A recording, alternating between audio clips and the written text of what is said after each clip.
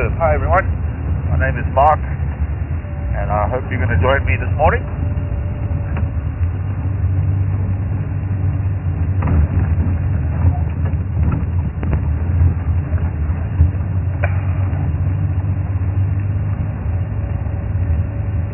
Not so cold this morning. We had a bit of cloud last night, seemed to keep a bit of the temperature in. But hoping to find the sunrise. Excuse me.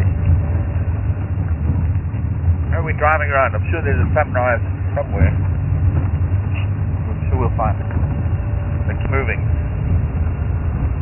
Brian on camera today. Laszlo final control.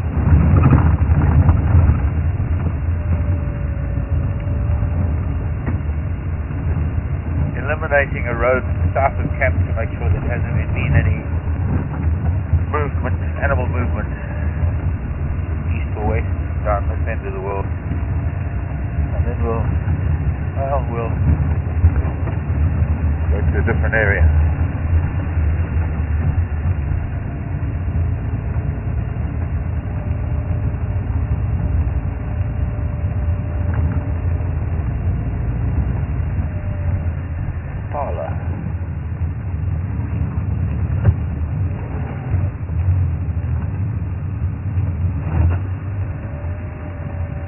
Morning, children.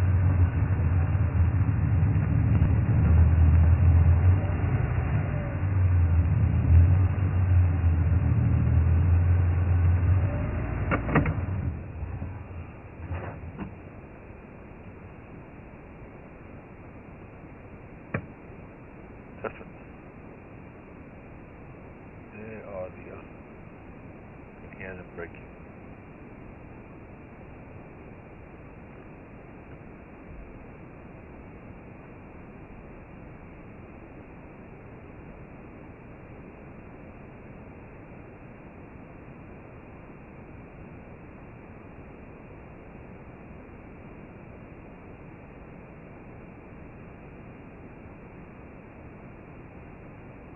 So these elephants weren't never north of the river anyway yesterday.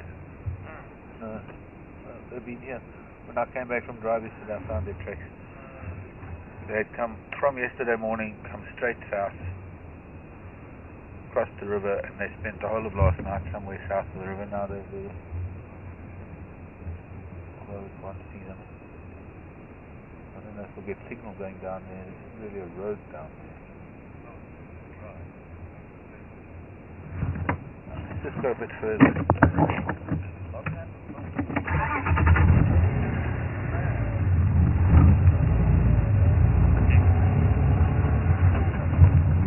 Probably find their tracks crossing here somewhere. There is that one road. Where's Wilby? Oh, there. Find Billy. There's like a track that goes down there. I know that's right. That will mount see the. Okay, we're going to stop here because they're coming this way. We've got a herd. There's little Billy at the back with his mommy.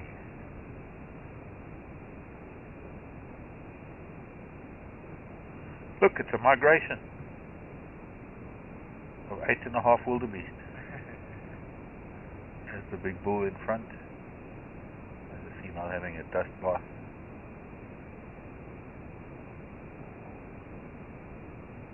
We can try and sneak it closer while they're having a bath. A dust bath.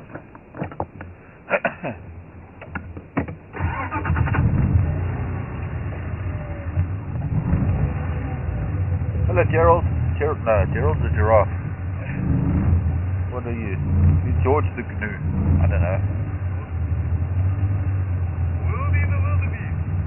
Okay, we'll need a wildebeest.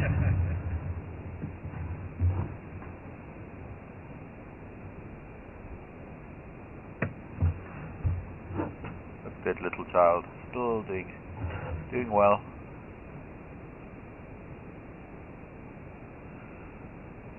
Doesn't seem to have grown very much in the last month. Changed colour a little bit, got a little bit darker. Running with the herd.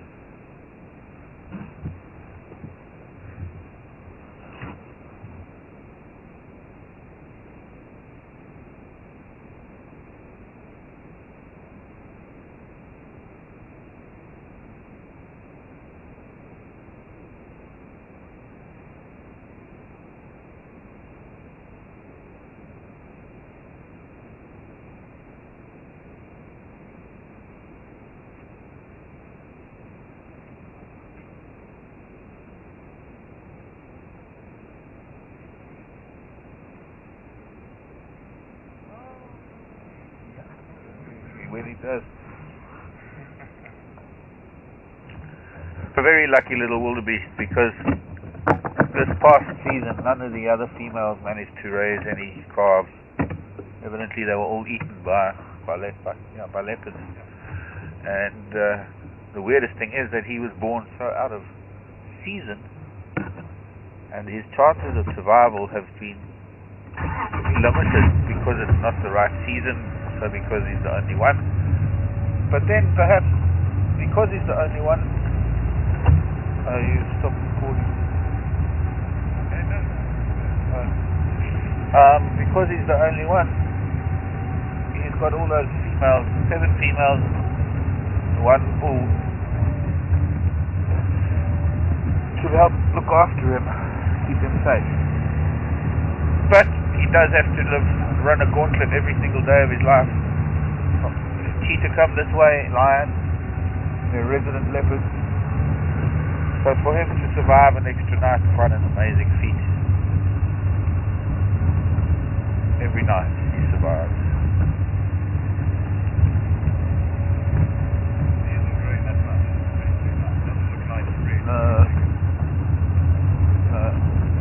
But I suppose if we had not seen him for a month, we would have noticed.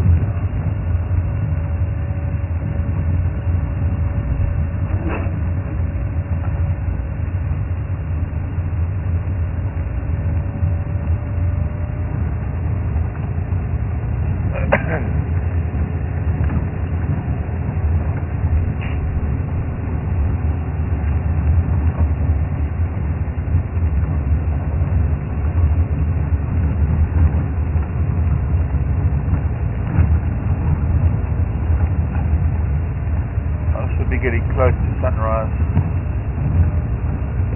so I want to turn around and go back towards where the ellies are, the way they crossed this road. Looks like it could have been here.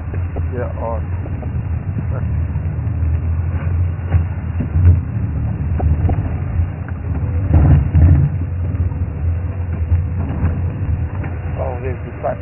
Oh, that's gorgeous.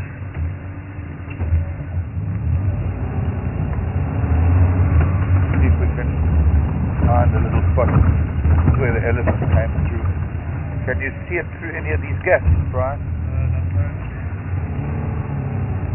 Oh.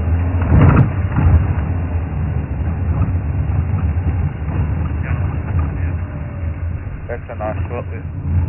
That's where we've got to stop.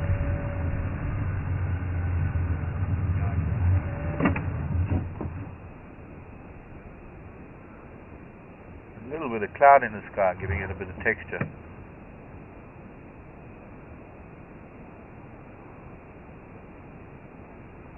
The sun rising through thorn trees. How very African. Elephants in the background. An 8 wildebeest migration.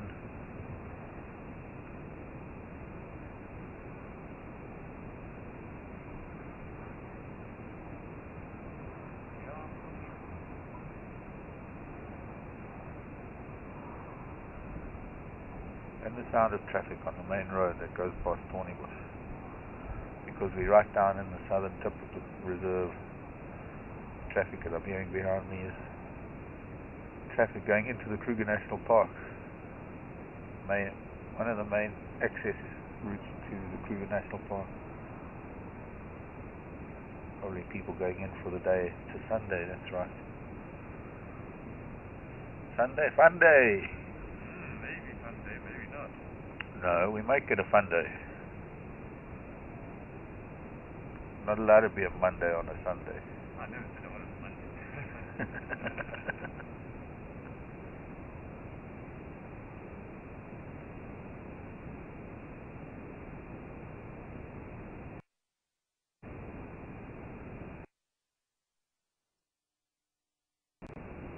Listen.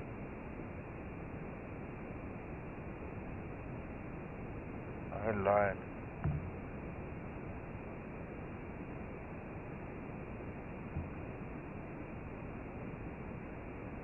Maybe I imagined it.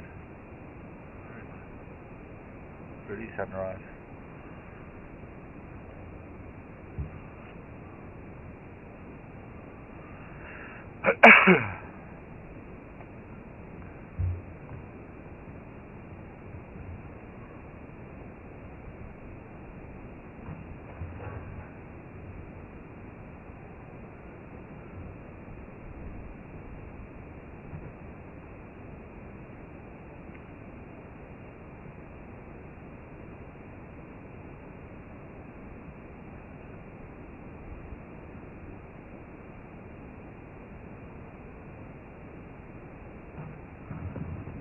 Turn the screen so I can see.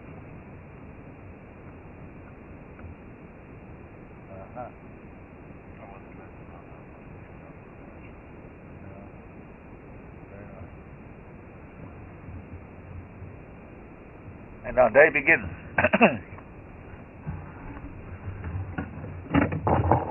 Let's go find these pachyderms.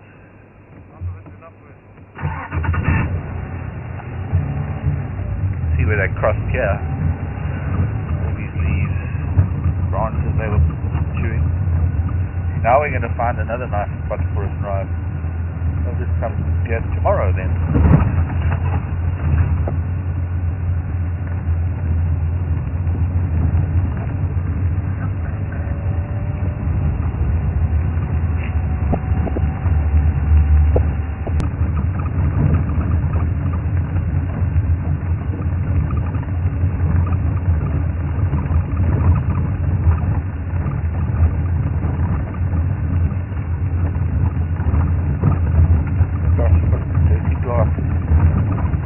I can see a thing.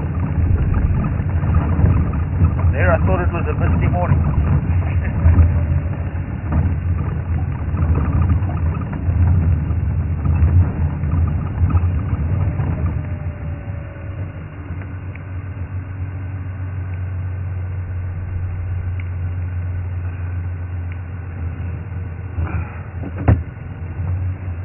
Yeah, come in, go ahead.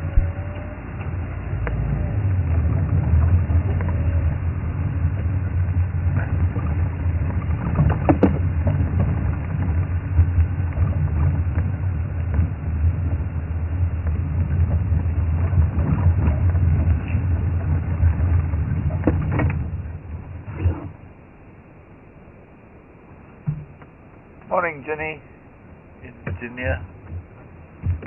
Cooked Impala, we're going to run across the road for us. Jenny is asking how can they migrate to wildebeest with the fences. Jenny, I was only joking. I was just making it was a joke. Compared to the millions of animals that migrate to the Serengeti, these 8 wildebeest were walking, and I just made a joke that they were migrating. They don't migrate here.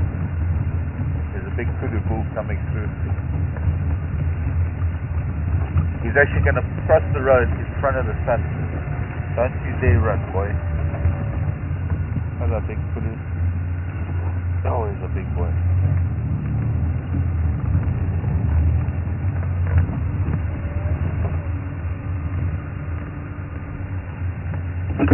Stand by, please. Come, walk, kudu. Is it going to work to film into the sun?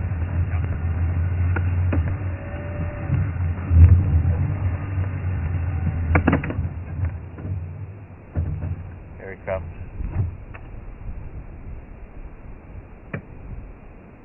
Oh.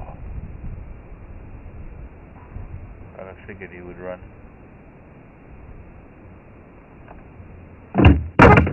Oh. Oops. Okay, Leslie, go ahead.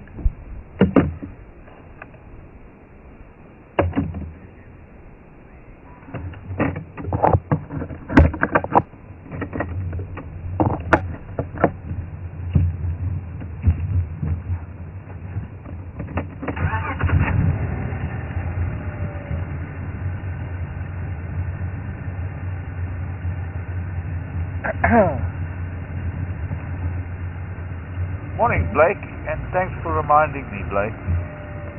Father's Day today. All the fathers out there. Very happy Father's Day, everybody. Blake was asking which male animal play a role in the upbringing of their children.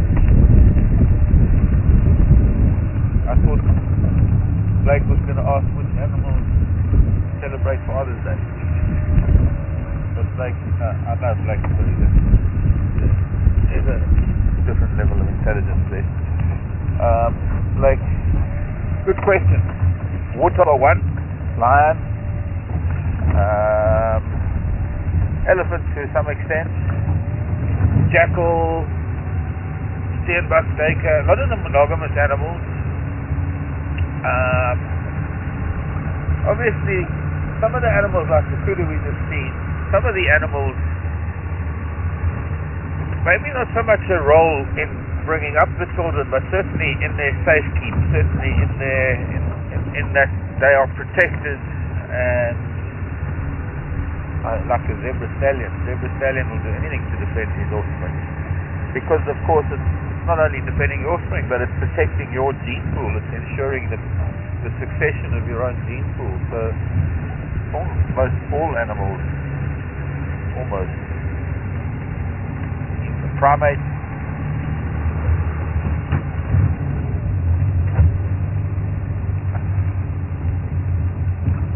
where was that little track? Was it missed it already? Back there was.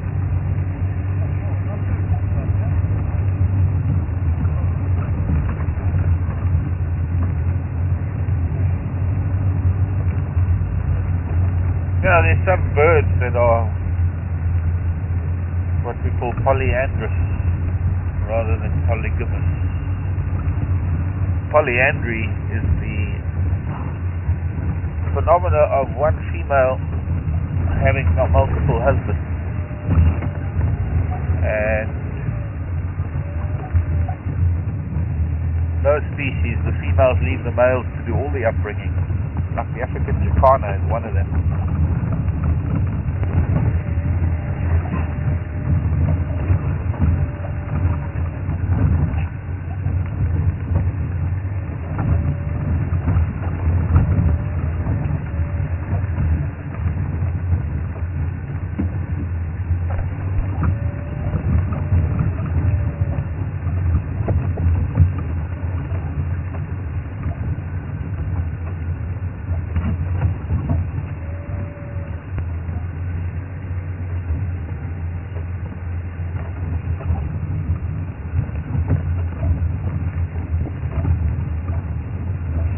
Jason wanting to know if there's brown hyena. I think we did this yesterday.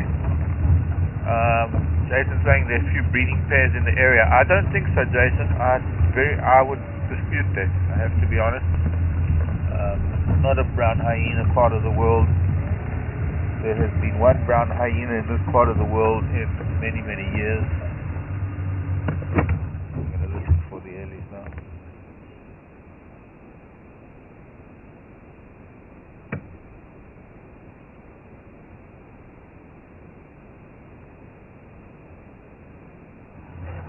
I don't know who it was. Someone sent an email saying that they saw brown hyena here in 2003. Well, I'll ask the guides that have been here a long time. We had brown hyena in the Sabi Sand in 2009, I think it was. Yeah, 2009.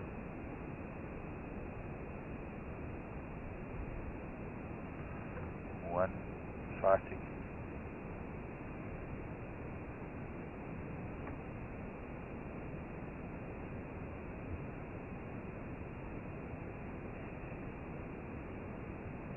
Can't hear them now.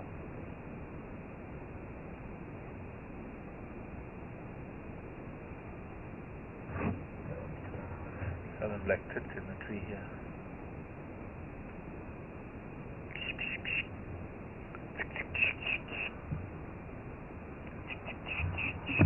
Okay, let's move on a little bit. Go down this little track.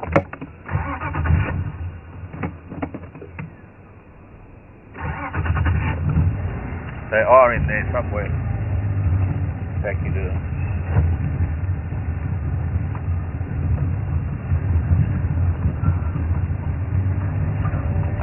But is it Jason? I think I'm I'm not sure who it was that said they saw brown hyenas here at Thornybush in 2000. Don't doubt that, but I'd like to confirm it.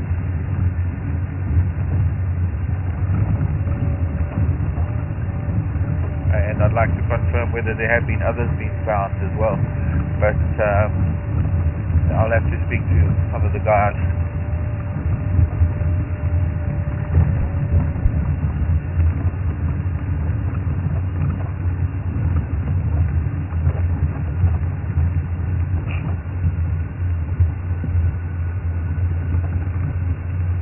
I did.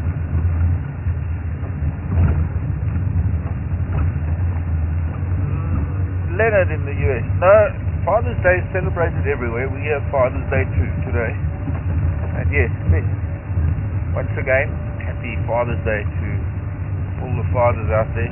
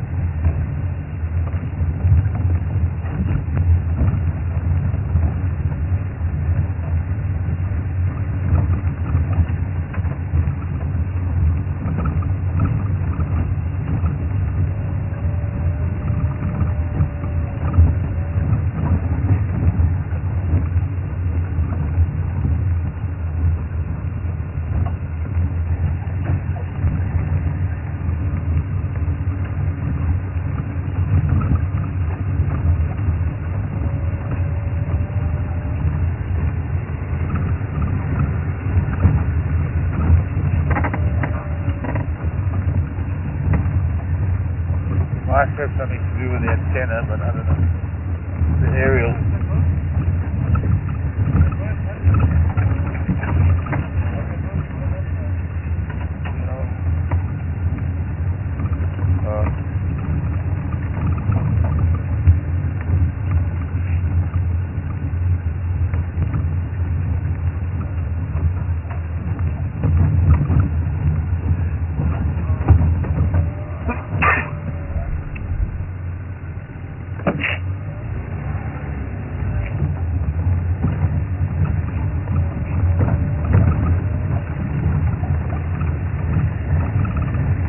These cops can drive me mad.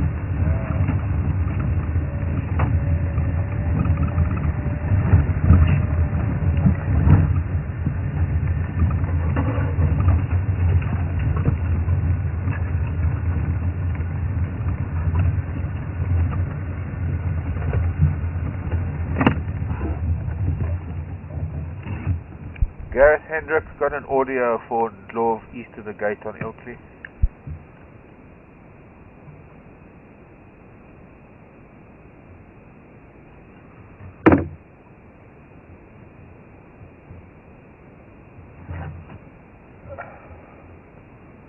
Okay, they just picked up the Pride alive, so the radio's just gone absolutely berserk. Like these guys have never seen lions before. Can you put your mic up? See if you can hear anything. Or rather, listen if you can hear anything. I'm going to just step out for a minute and rather than do it in the microphone. Oh, but you're going to probably hear me anyway. Yeah. To clear my sinuses.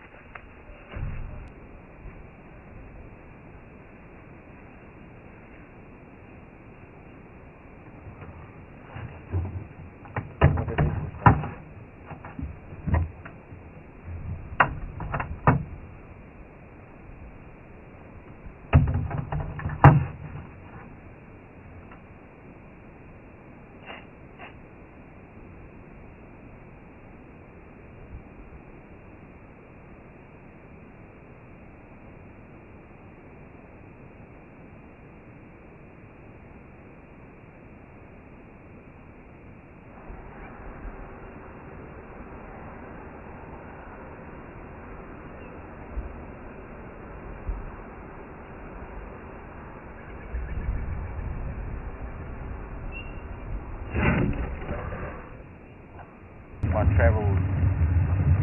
Thornybush, Juma. No, not Thornybush, not Juma. No white lion. Look, this piece of an animal lying here. Tiny little rib cage. Can you see that? Only white lions up in the Thornybush in the wild. I don't know where Yuri posted some photos. Yuri from Juma posted some photos. Could have been here on the open road. But those must be, that was a lioness that was born about 4 years ago. And the same pride that I see up at home sometimes. That could be that baby zebra that died when I arrived here. The remains thereof. It was a very small animal there.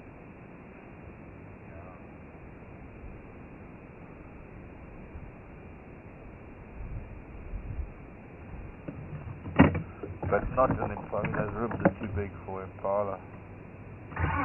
Possibly was that baby zebra. In fact, it must be, because that baby zebra died just here.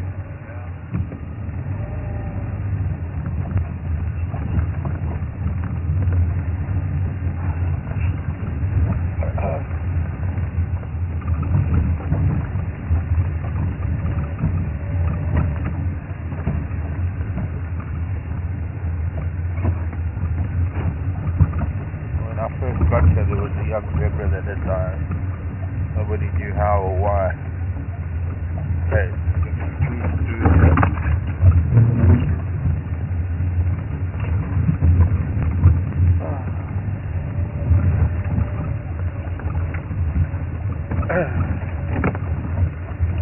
Andrew coming? Did you copy about his law? I had an audio east of the gate coming in at your place. I'm having a look around now, but I haven't heard them again, and haven't had a visual. But the Mkonzo came across the river when I came home yesterday. They actually came south, and they've been this side of the river all night.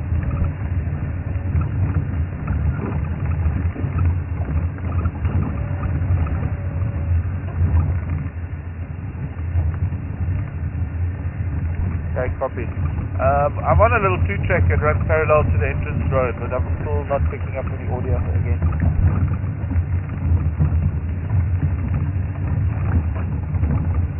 Yeah, firm.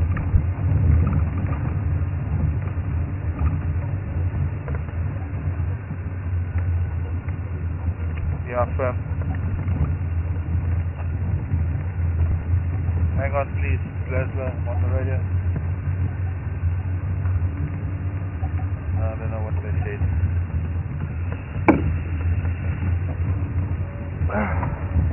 That's weird. That's been cut by humans, not elephants. Why is somebody cut worry over here? Why on earth?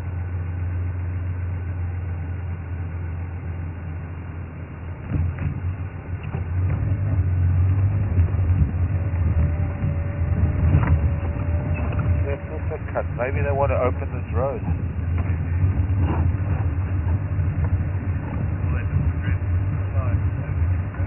No, but no, that's the elephant he's feeding. I don't understand. I don't know what I've been told.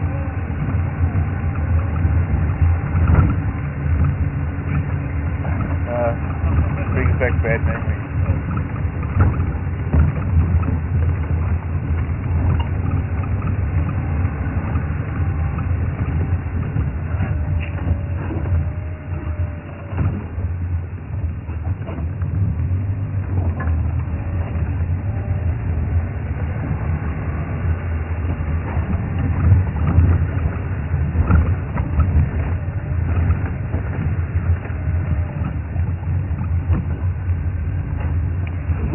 So we move on. What we'll do is we'll come back to the river later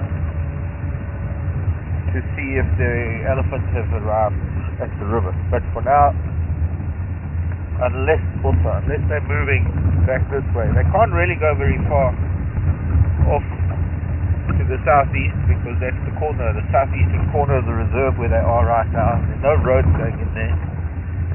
Well, there is one track that runs through the back there, but I don't know how far we can get on. There's only a certain distance we can go on that track. Tried going in there after leopard from before, and well, yeah, it's very dead.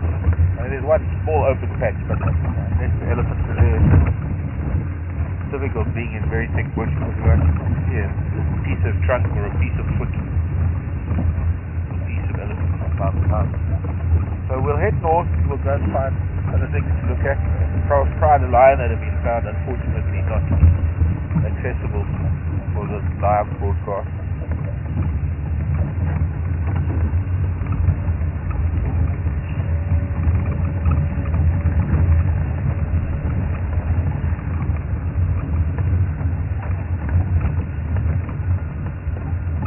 Yeah, okay guys.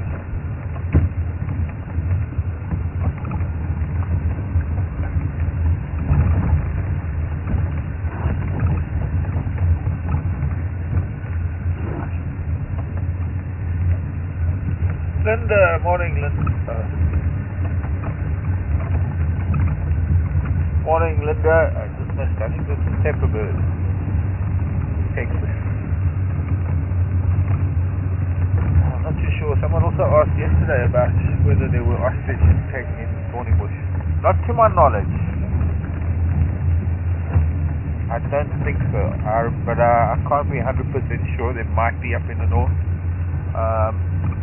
Certainly not enough open plain grassland here for ostrich, not enough, no habitat here for ostrich down in the south where we are. And Linda, both parents care for the young, male and female. They take turns. I think the male does night shift. Female does day shift. And then when that's for the eggs, and then they're both very protective over the young when they start running around when they hatch. Quite typical of any ground nesting bird, or most ground nesting birds, because there are always exceptions, but quite typical of ground nesting birds. Their young are born precocial rather than altricial. The young are able to move around after hatching. There are exceptions, of course, like the sandgrass. The young are born altricial. They are pretty helpless.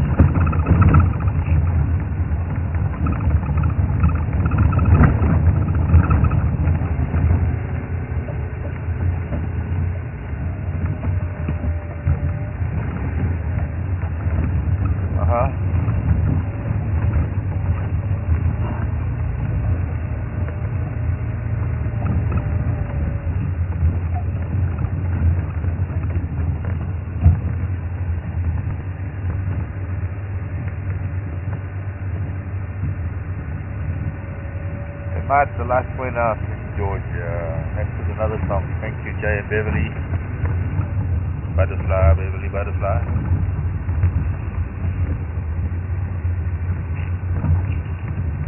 Tonight, the last point out in Georgia.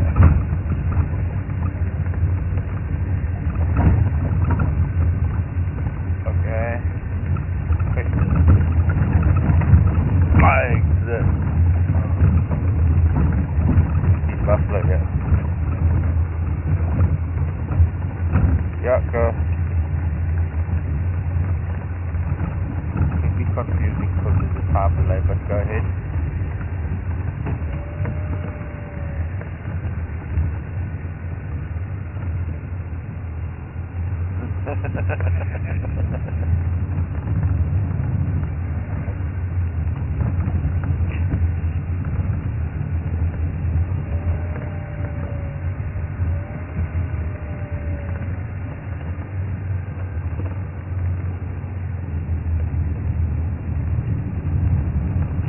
Good morning, Sandra in Oklahoma. Nice to hear from you, Sandra. Welcome back to the drive. Yes, Sandra, I do have the scarf at home. Unfortunately, I left it at home, and I can't go home to fetch it. There was also the oak. I've got a couple of oaky things. I've got a travel mug, which I left at home, and I should have brought because I would have really liked to have used it. And the keyring, which is on my other Land Rover, not the Land Rover I have here, it's on my Game Drive Land Rover. And Sand was asking, do I ever see Tara? I did see Tara a couple of times last year. I went over to the Black Leopard Camp project and the Leopard project. It was around about the same time last year. No, the last time I was about August last year. And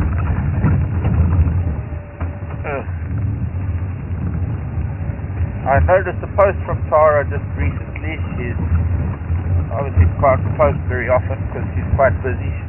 The good news is that she decides she's doing a PhD. I think it's really wonderful. She's now going to do a PhD on the leopards. Seb, the Frenchman, well, he's a Gabonese. He's not French speaking from Gabon.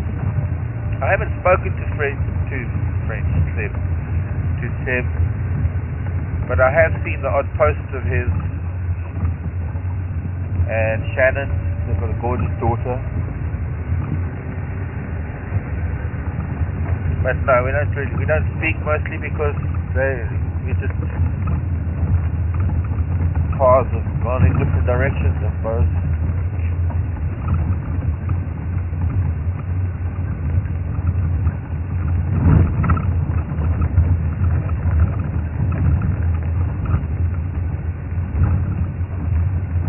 Okay. Next question, please.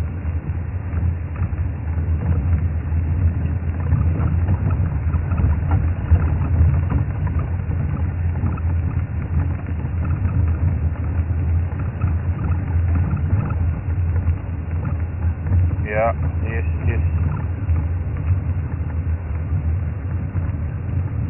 Friends. Is the black wildebeest becoming extinct? I don't think so, not to my knowledge. The thing is, the black wildebeest has a completely different habitat type as well. The black wildebeest is more associated with open plain grassland. Wow, this zebra was the first one lying here. Anyway.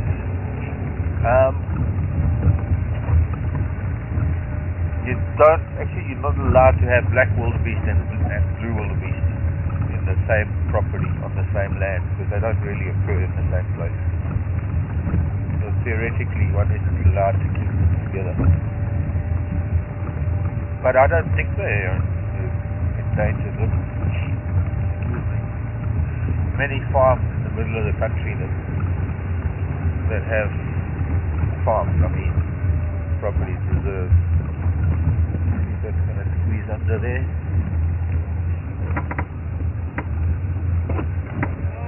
Almost.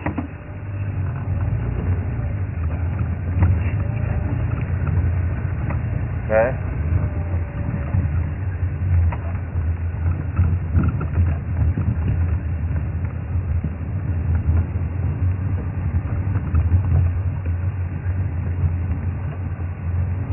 An obscure marker. My best breakfast item to start my day with. Fruit and yogurt. I start with fruit, yogurt, cereal. Those are like my standard breakfast. It's quite funny as humans. We become quite routine in our morning meals. That's for a lot of us. I'm certainly speaking for myself. Like the same thing every day around about the same time. But you can't give a person the same dinner every day. But yeah. So it's fine to have the same breakfast every day at exactly the same time. It works well. Gosh.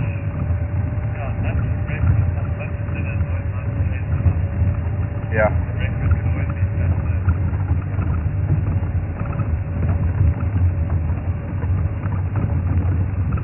Boston, Massachusetts. Morning, Kevin. Wanting to know, where is my childhood home? Well, I suppose you could say Benoni. Where I went to school, Benoni. but it was never. It was my school home. My home's always been the bush.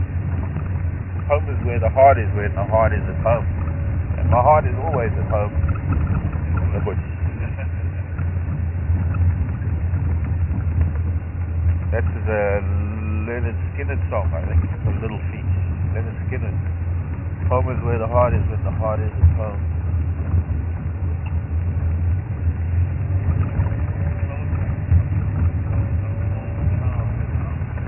Yeah. This road's been opened up quite a bit. Yeah. Quite badly so.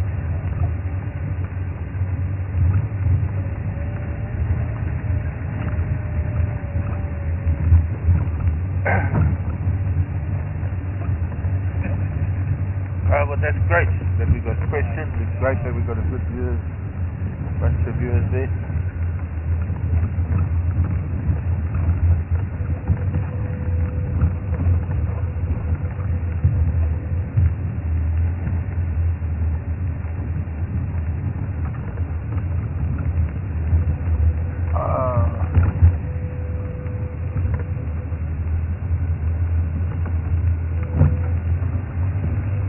Tony, morning Tony, California. Morning to who it is in final control. It's Laszlo, and who is on camera is Brian. Ta-da! And another song from Tony, California is Devil Went Down to Georgia. I guess they haven't got this far with the bush clearing. All these aloes that have been showing. Goodness, I guess it's the elephant. Yeah. They did that. I used to, as a kid, we used to have these aloes called aloe malossi. Mountain aloes. Beautiful big aloes. I've seen one or two still alive. But when I was a kid, we had a lot of them at home. Elephants that systematically took them out. Yeah, okay. There's another one down.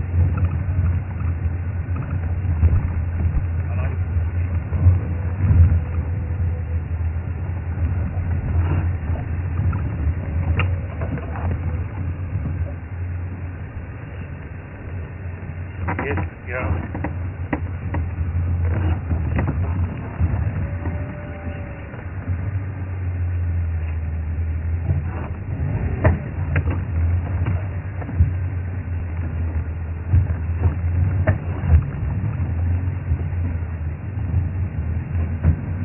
Morning, Deborah Rose in Arizona.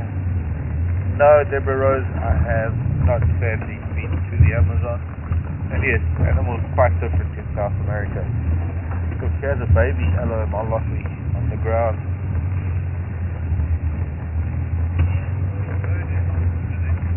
Yeah. Actually, that was still growing after falling over. I should save it. Rescue it. I'm an aloe rescue person. There's no, not quite. It had its leaves too long. Let's see what's going on. Wrong channel.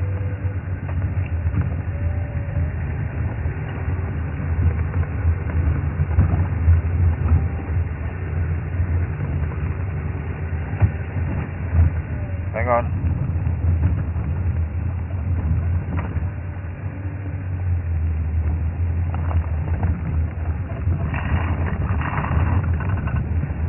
Crunch. Okay, I think this is kind of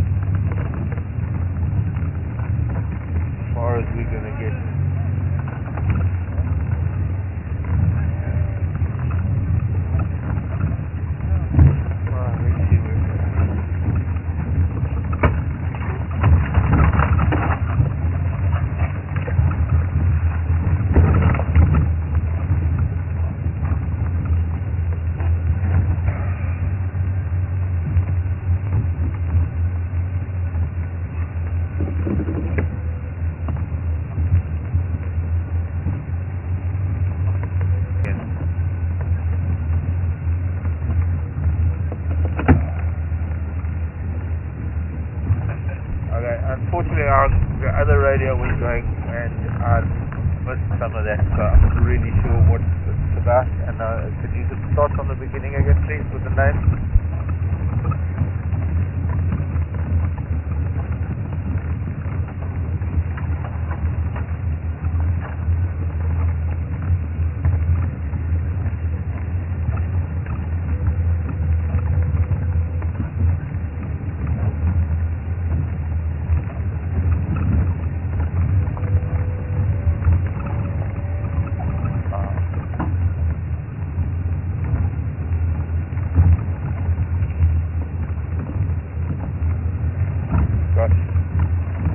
Gert-Jan in the Netherlands. Morning to you, Gert-Jan. I don't know what we're going to do here. Anyways, we've come a little bit too far anyway. Time to and listen, and maybe we'll hear them. I think it's time to turn around and head north. Gert-Jan asking, am I going to find a leopard today? I don't know, Gert. It's not something we can go out there and plan to find. It's something that we just have to maybe find some tracks. Something we just have to not expect, but hope we're going to find. It's not that we can make a plan. And to answer another one of your questions, no, there isn't a very special place that we can go where there is going to be leopard. They can be anywhere at any time, at any moment. There could be a leopard coming out of the bush right here, or there could be one on the road. I just heard a tree.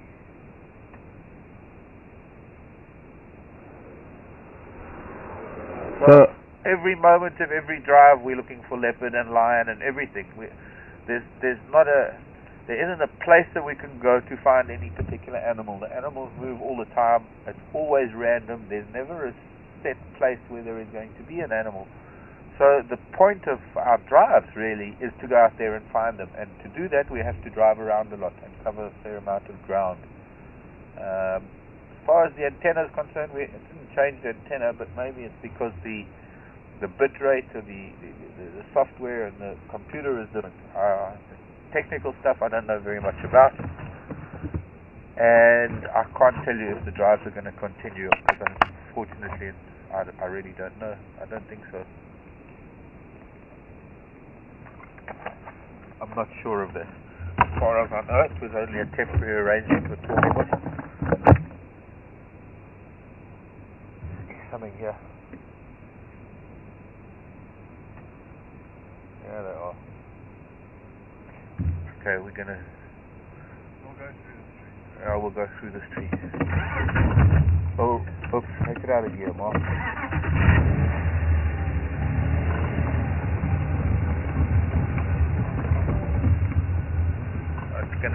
We're gonna have to drop the antenna and put it up again.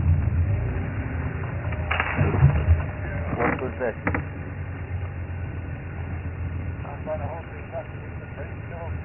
Give me, let me put it this way. The elephant had just been here on this very tree. Look at all this brown leaf teeth that they've been chewing. Fresh done here. You think it's gonna go? I think we're gonna have to just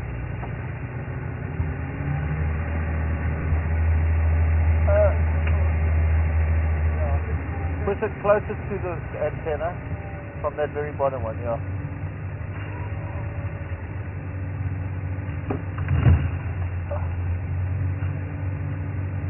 Yo, elephant, can you come and break a branch, please?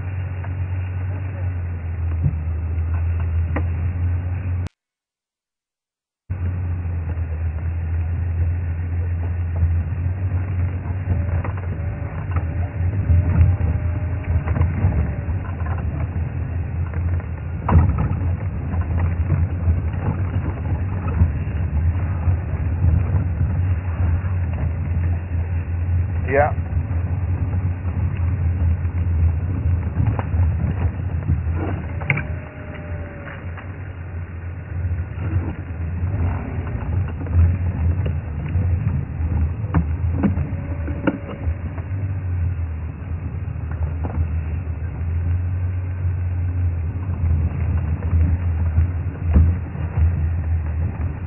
Okay, I'm not too sure. That's from Kentucky, I think.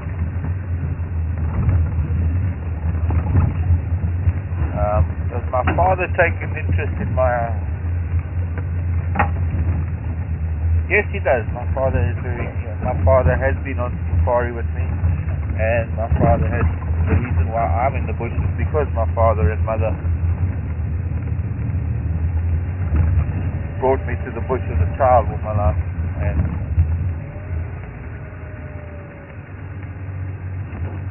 certainly didn't discourage my interest in nature, the wildlife. Yeah, it is a very, very thick stuff here. I can remember trying to find them here once before. It's just not going to get us anywhere anymore. We've come to the end of the road.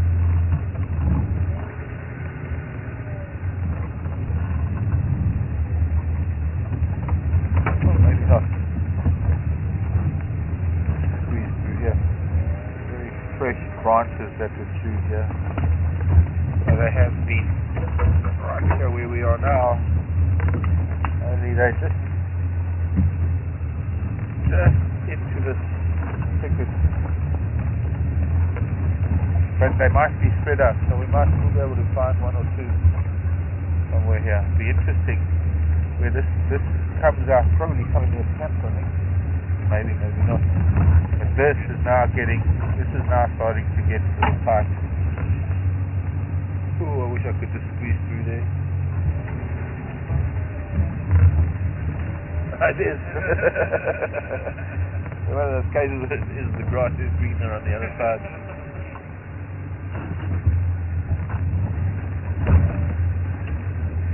The Thornybush here that's dead.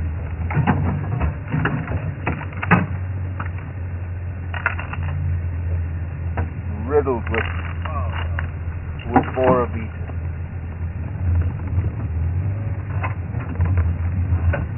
Copy that.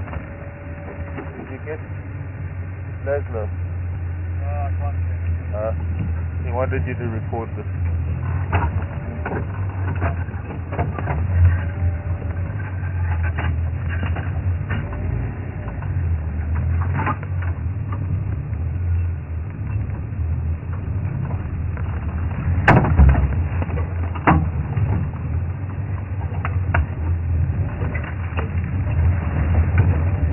Somebody's been through here before.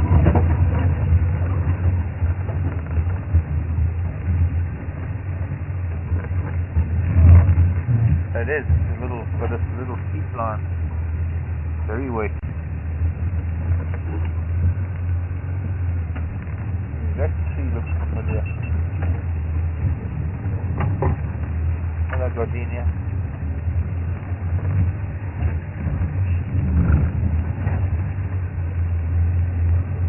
I don't know how we're going to get back out of here. We can find another route.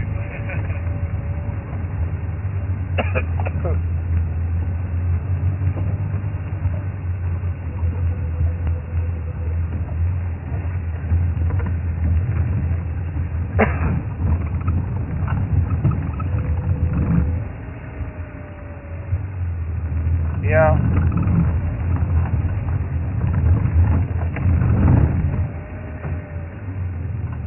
Just hang on, Leslie. Turn our signal on it. Hang. Wait.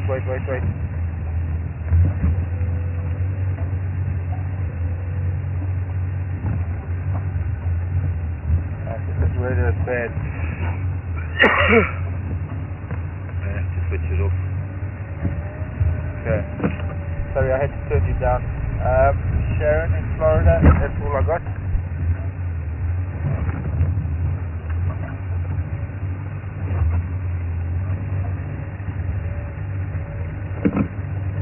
Yes, and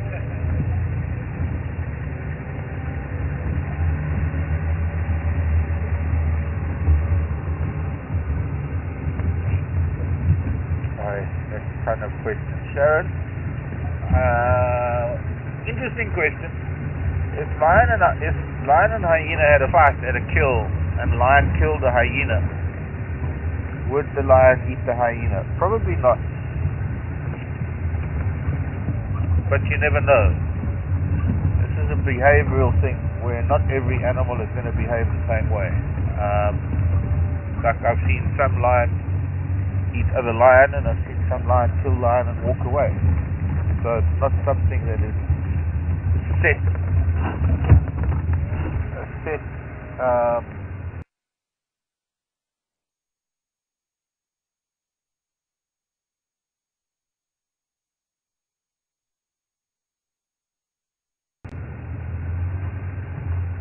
rule in terms of behavior and stuff. I don't know, it's hard to, it's not an easy thing to answer, because I could say not likely. It's not likely that they would eat the hyena.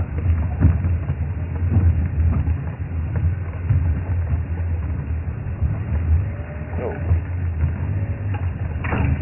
Nice squeeze.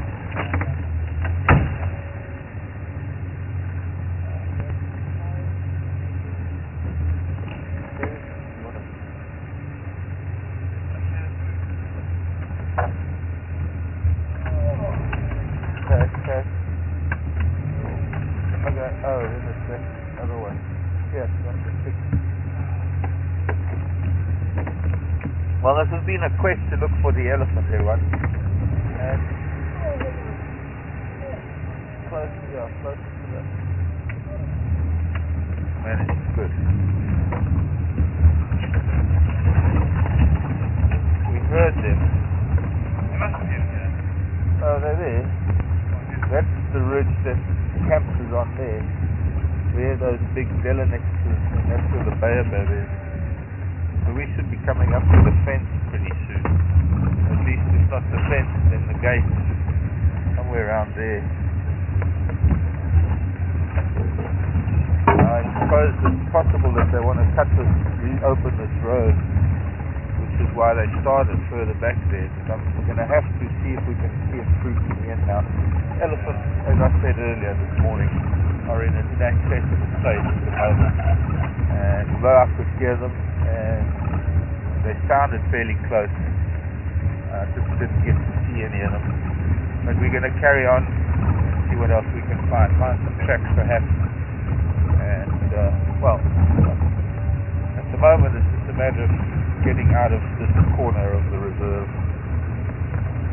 which might end up on the fence line pretty soon. Yeah, I'm just, hang on please, Leslie.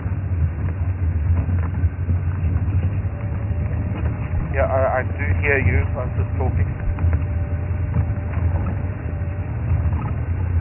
Go ahead now.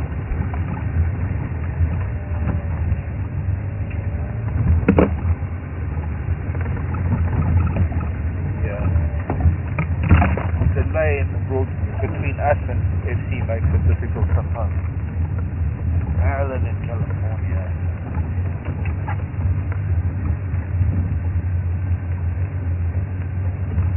Maryland asking if I know anybody who's kept jackal as a pet. They look like sweet little dogs.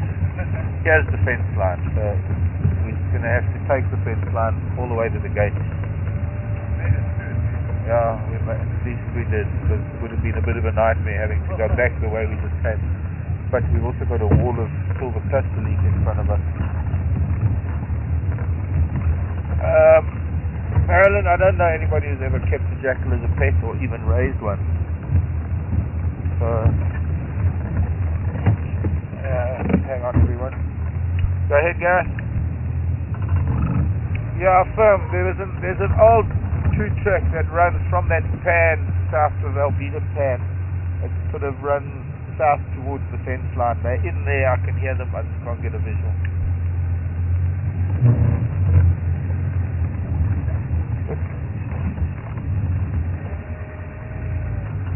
I'm on the fence line now, I'm going to take it back towards Alberta Pan, see what I can find. Been here, there's a tree that's just been pushed down. So here we are on the fence line.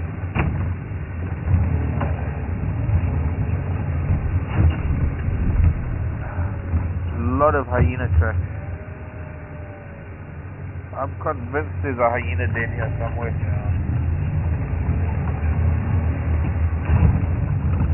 One of these days we're going to have to drive it in the evening or the morning. much as I'd like fence lines, but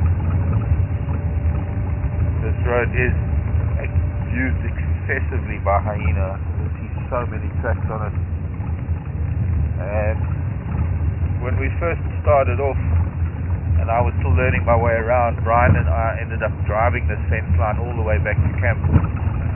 And there was a young hyena on it, just as it was getting dark.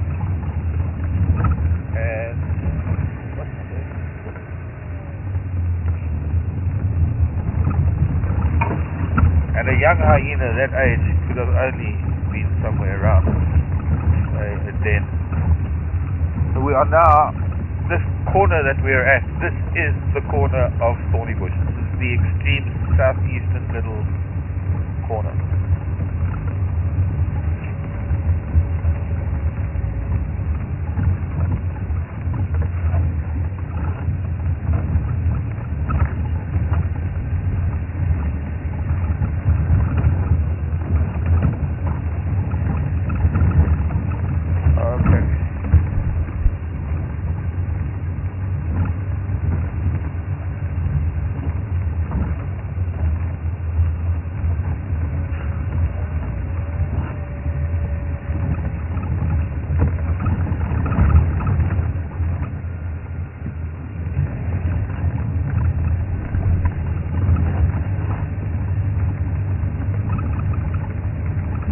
Morning, Sharon. And that big, here's fresh tracks. Memphis, Tennessee. Walking in Memphis. Walking with my feet 10 feet off the wheel. Walking in Memphis. Love that song. That was Mark Conn, I think.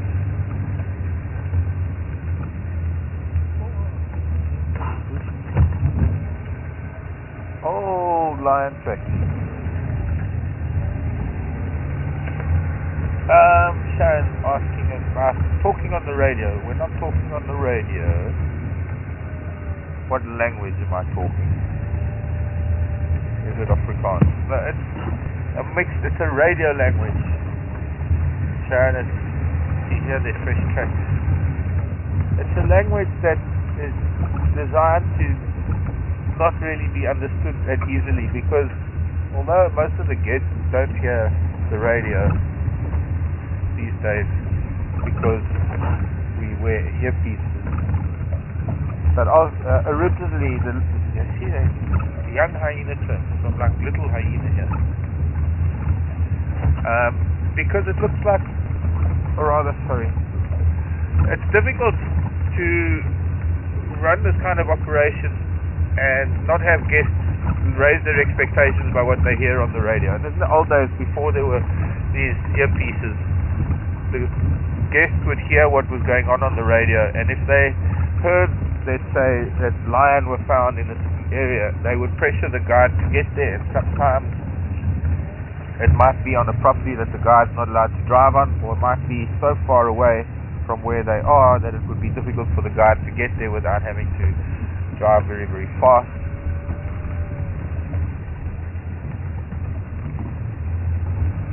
So these code words, these different words we use, I mean, to some extent a lot of the words we use are Shangaan. The Shangaan names for animals and Shangaan names for certain things, but it is kind of like a code that's used on the radio.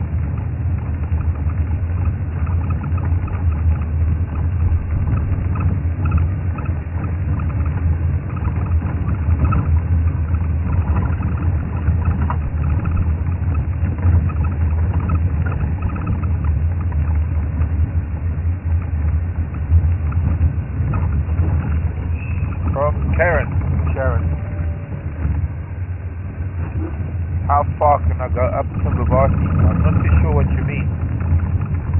Up the river. There's only a very short stretch of river in Thornybush, and we can't get into the Thornybush from Thornybush. I'm not too sure what is meant by that question.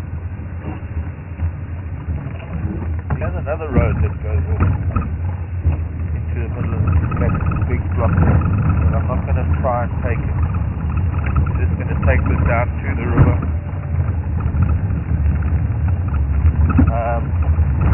Yeah, okay.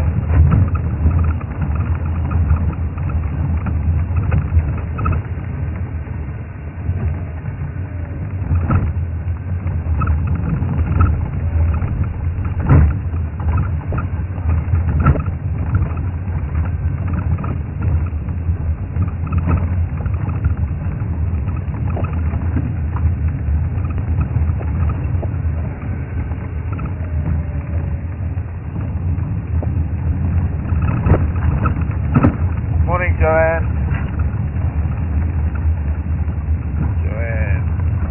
what do you know about my scarf? We're supposed to be talking about animals, but yes, I suppose it has an animal theme. Yes, Joanne, they are different beetles. It's a beetle scarf, different colors. Oops, autumn colors, and it's a beetle scarf.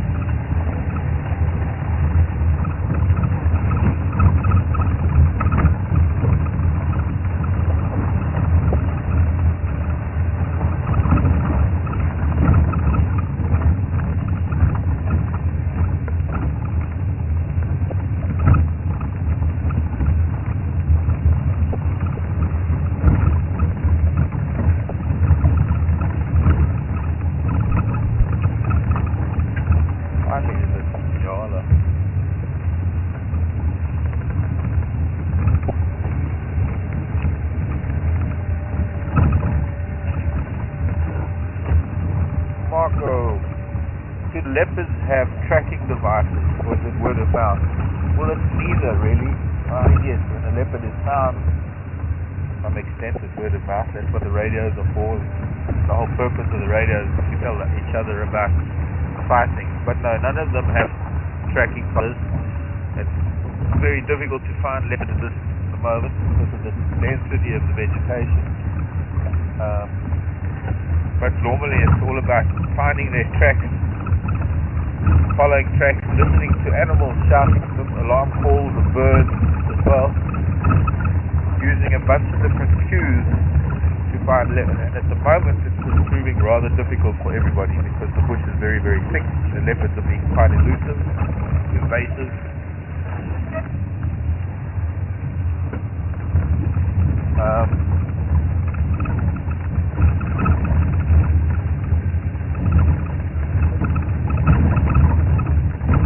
But I'm not too sure what you mean by word of mouth. Only when they're found, when tracks are found, then the guys get onto the tracks and they start tracking. Yeah, I guess that's what you mean by word of mouth.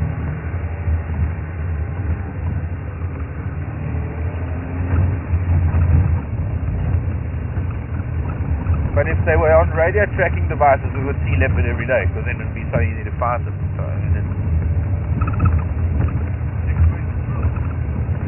it does take away the thrill, but then also what you're doing is you're seeing a leopard with a collar on it. It doesn't look very wild, although it is a wild leopard, but it did have a collar on it, and it is the only way to track them. But the problem, you see, the other thing is, it would be very frivolous to do that just to find leopards, to see them. The only time leopards are collared, only time that you do something like that is for research purposes. You've got to understand that to put the collar on the leopard, you're putting it through some severe stress by darting it, putting on the collar. It's got to get used to the collar. It's not something that you do so light-hearted that you can just do it so that you can track animals to take photographs. You put up camera traps for that. You can do is put up remote cameras, and they have motion sensors on them, and that's how you could maybe establish how many different leopards you have in an area by putting camera traps everywhere. But the only time animals are collared is for research purposes. And to my knowledge, there isn't any research being done at the moment on leopards here in Thornybush. The guys rely on their knowledge of the different areas and their knowledge of the individual leopards, recognizing them by their spot patterns. But of course, it's still the old method of just trying to find them, the old method of finding their tracks, or using all the cues that we can, all the different signals that we can in nature to try and find the leopards.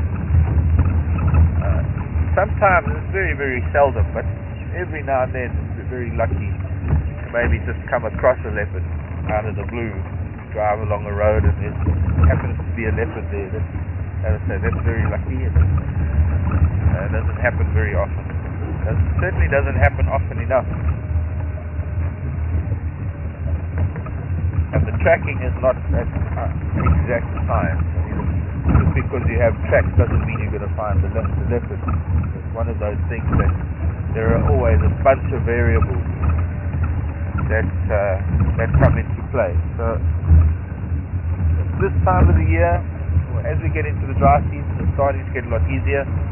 The grasses, especially with things like elephants and buffalo, the big herds of buffalo that move through these areas, it's helping to flatten the grasses, it's helping to open up the bush. The leaves are starting to fall off of the trees, and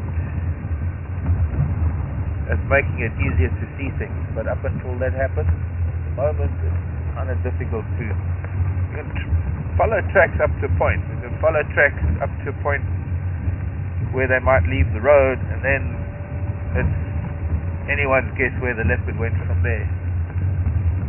Other thing about finding leopards is the big giraffe.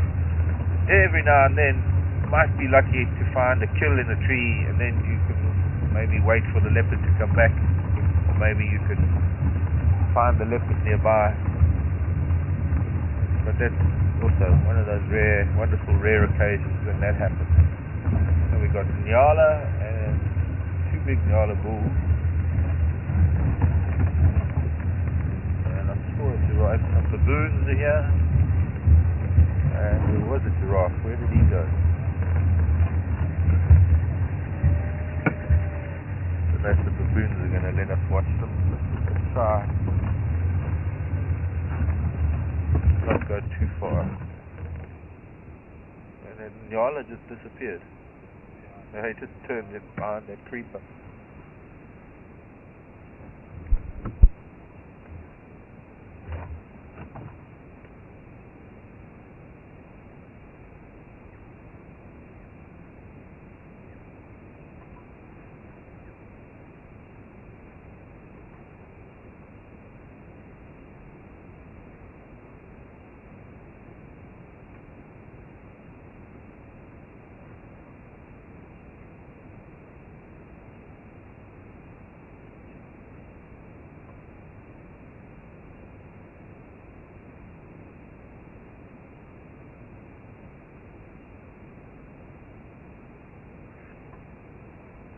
Morning, Lorraine, or should I say maybe good afternoon. It might be, by this time of the day, it must be actually.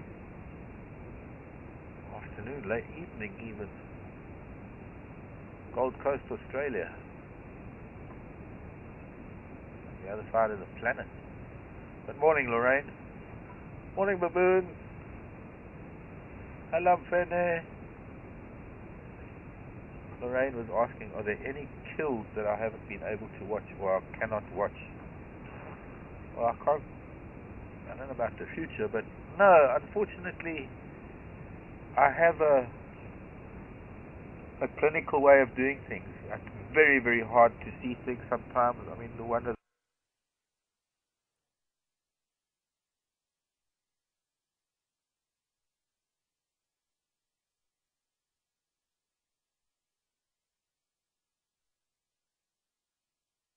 the worst I've ever had to endure was watching a baboon eat.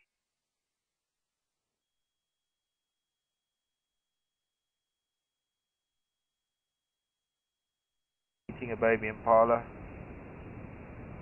because baboon doesn't know how to kill it first, it just eats. In front of Boyatela Lodge at Djuma, and the one young male lion was eating that baby buffalo from behind while it was screaming. It was very difficult.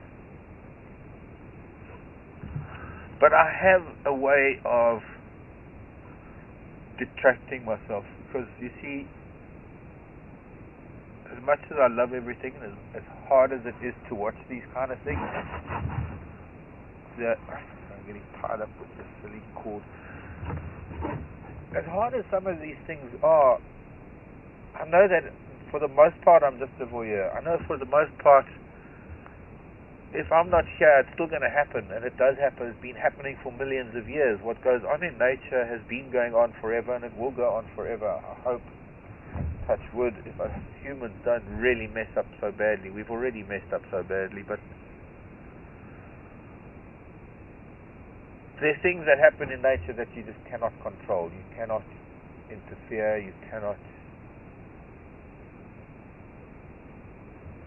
can't control. You can't do anything about it. And when these things happen, it's from a certain point of view, it's interesting to watch. I'm looking at a baboon coming down a tree behind us. You're waking up late there, dude.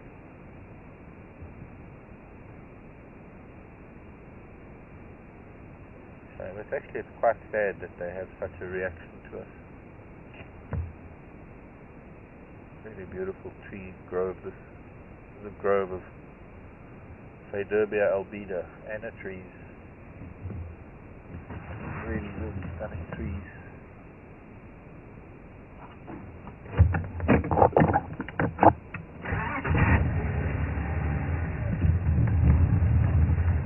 So while it is a nice piece of wood for a snake,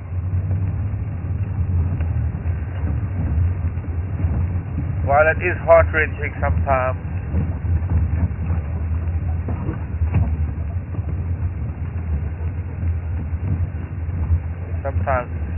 there's another thing. The big lion taking a giraffe.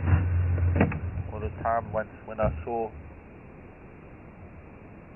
lion kill the baby giraffe, and mother just stood around right there next to them while they ate it. And then when they finished the baby giraffe, they just killed her. In fact, last year in Tanzania, there was a pride that was doing that twice a week. Either killing the mother and then finding the calf, because the calf couldn't go anywhere. Killing the calf and then eating the mother, because she wouldn't go anywhere. She wouldn't leave the area where the calf was. I could probably go on for the rest of the morning telling you incidents and things that I've seen that are upsetting, but they are the reality of what happens in nature. So while it's difficult from a scientific or from a naturalist point of view,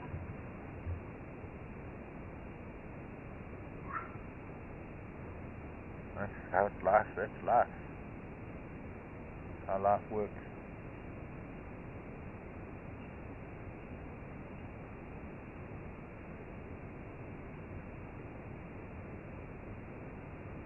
What I can't stomach, the one thing that I cannot stomach, is humans' inhumanity towards nature and animals. Cruelty. The way humans treat animals. That's unnatural.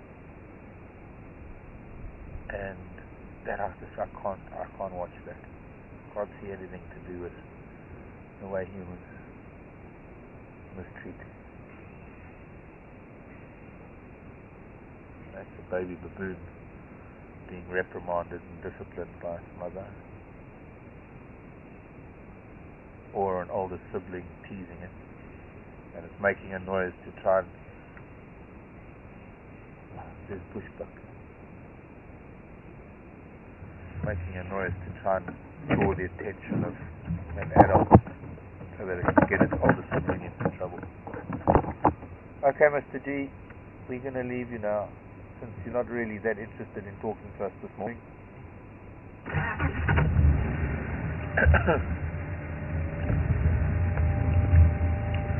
There's this water hole just up ahead. The moon might let us watch them if they're going to be playing around the edge of the water. There's also what looks like a bushbuck and a kudu, and there's a nyala. Big nyala bulls.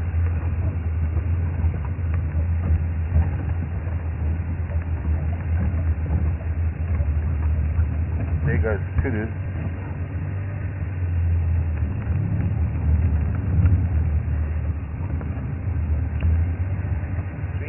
Four nyala bulls. We've got a procession of nyala bulls here. Okay, after you boys. Why don't you cross the road, young man? The little boy just getting his adult colours. Trotting away. And then here comes the bigger bull. Like going up in sizes. Medium, here's large, and just after this large nyala ram comes across. Bull, here comes extra large. Hello, Mr. Nyala. Aren't you the handsome boy? Look, he's huge.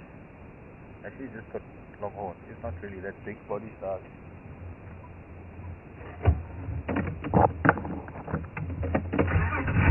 Some community of animals down here in this grove of MSCs around the school. Sadly, that kudu ran off.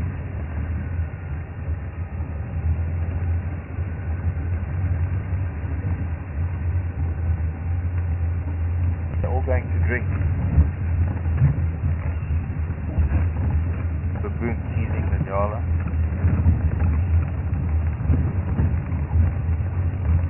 There's 5 of them.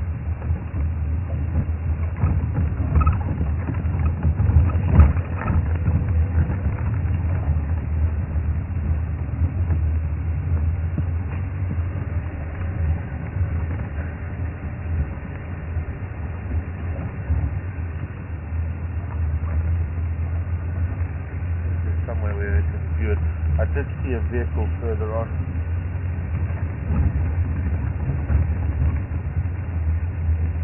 That's going to be looking into the sun as well.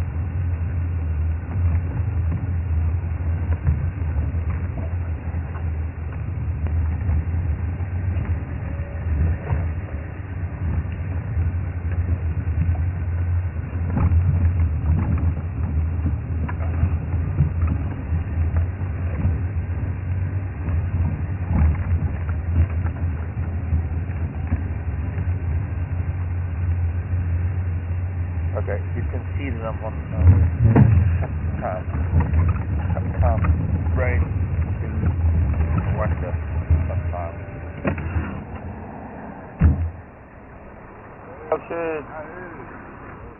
Good morning all. I'm fine, and you go? Good. Any luck? Yeah, they've touched on the fence line. They've been feeding on teak and worry and stuff. They're in there, but there's an old lele that goes up here. Yeah, I saw it, but I don't know how the phone is. It is. They have opened it up quite a way up. Yeah. But you've got to get through some really thick stuff to get there. They haven't finished opening it up yet. Sounds like you had a pretty good day with the Goni yesterday. No, I didn't see them. You didn't? On your airstrip? Yeah. We left earlier. Nothing for that male leopard on it. No. His tracks were almost off Leaf Way a lot. Day before yesterday. Right, last night the tracks coming down. So wait, yesterday with Nick, I had tracks going up Mangawan. And then when I got to Nyaleti, there were tracks coming west on Nyaleti and coming east on Nyaleti, all converging at... Okay, so they had a party here. No, he was just walking up and down roads, doing what those lions do. I'll walk this road, can't find anything to hunt. We'll walk this road, can't find anything to hunt. We spent 2 hours tracking it. Yeah, no, he's given me the run around there for sure. Many a time. I'm still running around looking for him. It'll be weeks. Have a lovely day. Happy Father's Day, guys. Thank you. Did you say Happy Father's Day? And Happy Mother's Day for last month. Cheers, guys. Bye. Go well.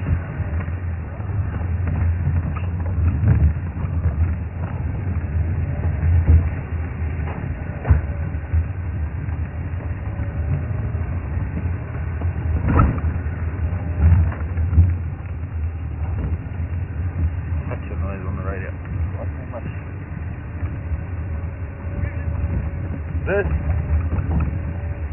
Haven't you? The river's just there. This road going up now is the road that goes up to camp. Well, we've got to go through that. We have been. The road that we've just been on is just where we went up through the bush. Pardon? But weren't we here the other day with the steam coming off of it? Well, I can't remember who I'm here with and who I'm not. I know, like, Aaron and I spent a good time here with the Ellies, but that's where we went up this morning. We've now done a full loop. They might by now even have come out onto the road at camp after we go through this dip with the little patch of tar, wherever that came from. Yes, no, sounds like everything's running smooth. So just chatting to Gareth from Waterbuck. Also gets the run around from the leopards. Spent hours tracking them on fire. And, well, one of these days we will.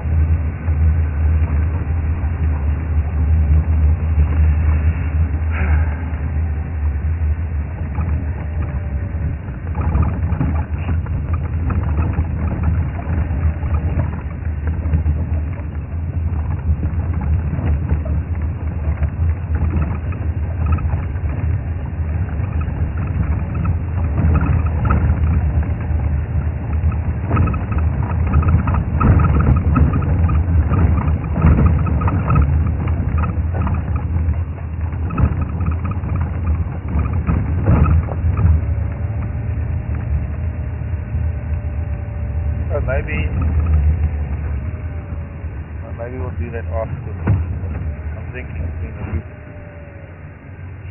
Those elephants were quite far up, which means that they're going to be south of camp. I was thinking of doing a loop. Gareth's probably going to go. That's what he was asking. Round to Albedo Pan. Where are we in terms of Sasa hivi?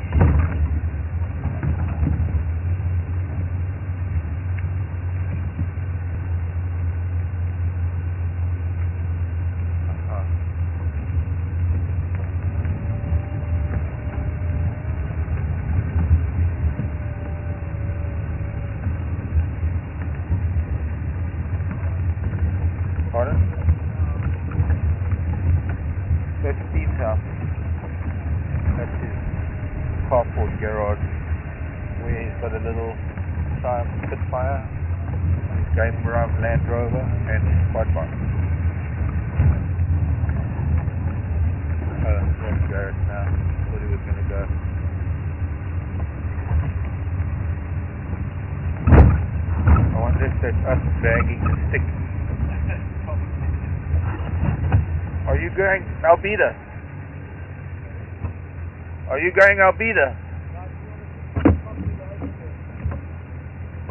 Which open way? Okay, I'm going to go around this way, see if those illies aren't moving up towards the gate. Yeah. Doesn't mean anything.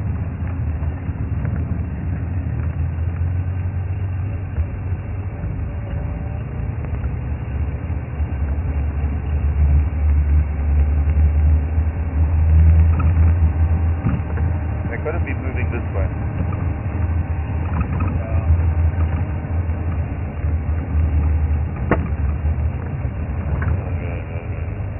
Come digger. Stop being a jerk.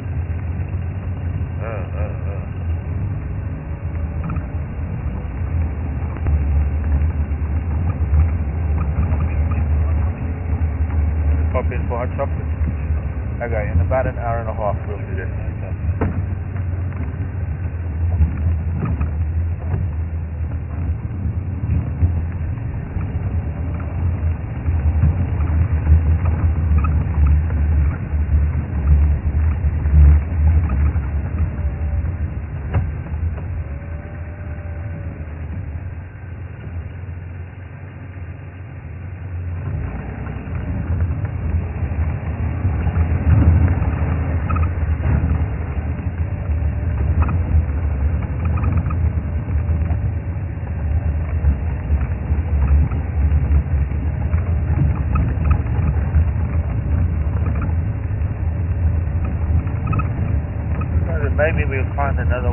flowers. Bohemia flowers. Maybe another one opened up.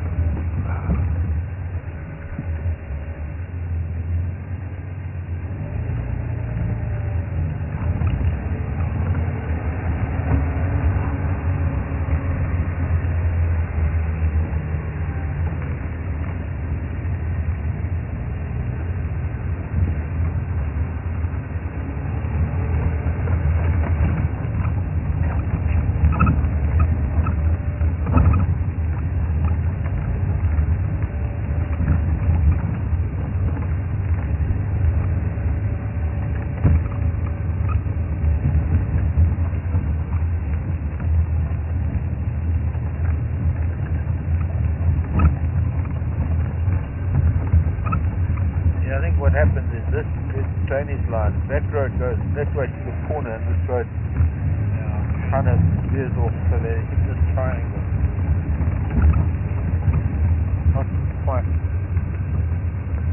making their way towards either of the roads, but parallel to them.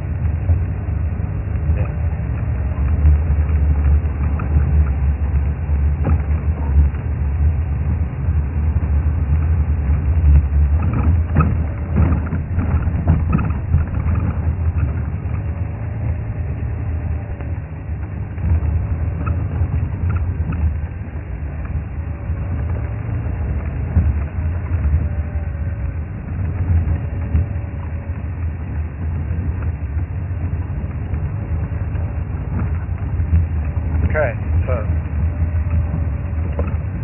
right, I think my volume's been down. How are we doing that fine?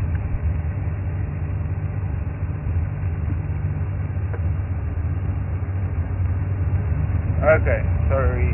Well, we can do them now. Being a little bit distracted.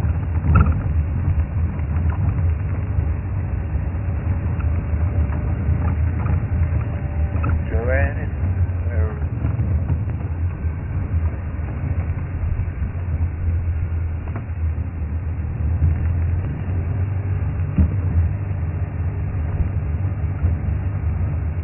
Joanne wanting an update on the young male lion that we saw last week. I think it was last week or whenever it was. Look, there's a cold front coming in. That by 9:30 a cloud will be here. Take the next 10-15 minutes will probably be here. Bit of a nip in the air.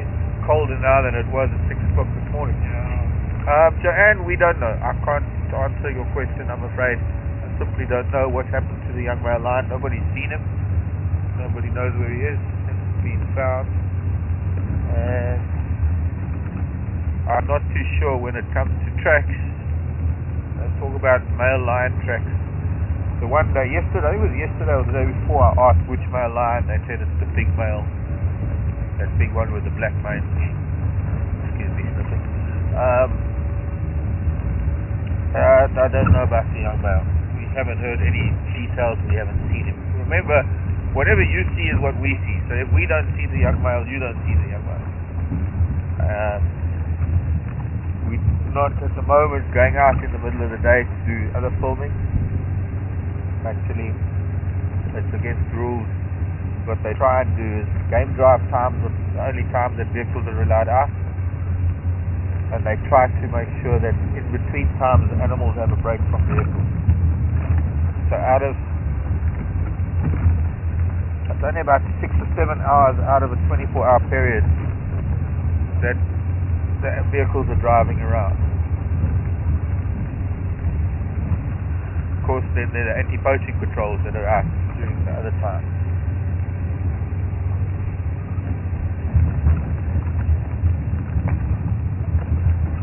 Alright, we're not going to see these elephants.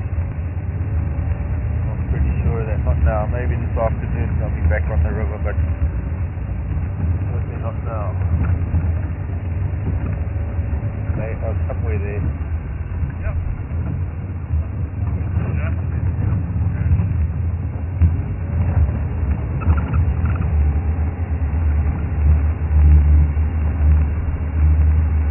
Yeah, okay.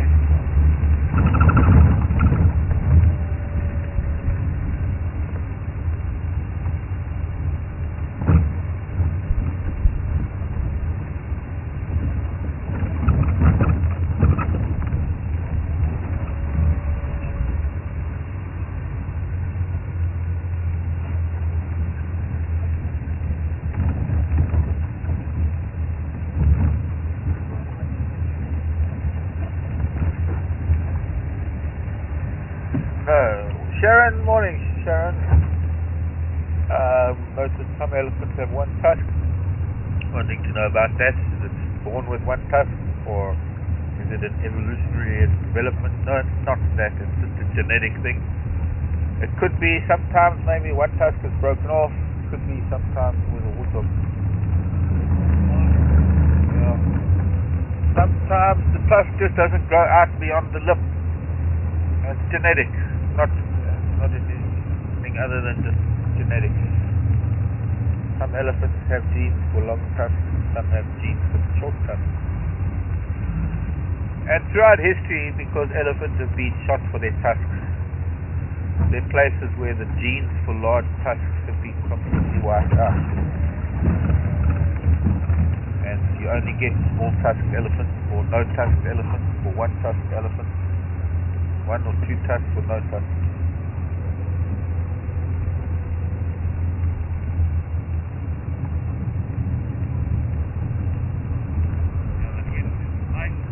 Yeah.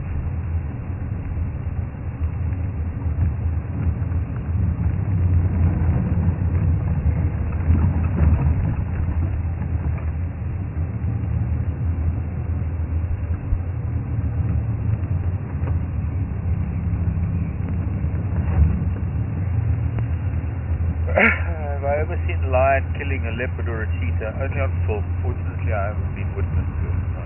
But I've been there at the end of it, and I've seen the result of it, but fortunately never been there when it happened. And I have seen it on film. It's not an easy thing to watch. It's very difficult to watch something like that.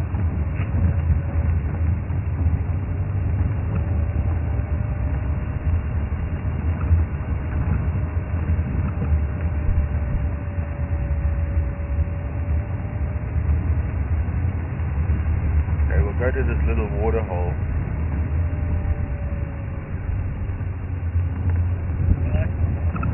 Yeah. Just hovers on the edge of the signal.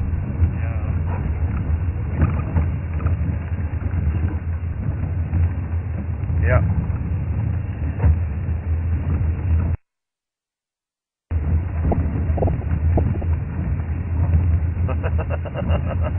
Rummy me.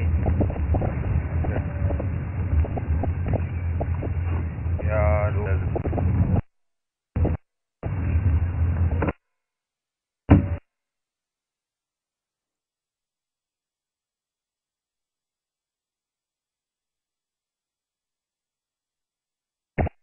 No, that's fine, but I can still hear you and get your question, and I'll answer it when I'm back on signal.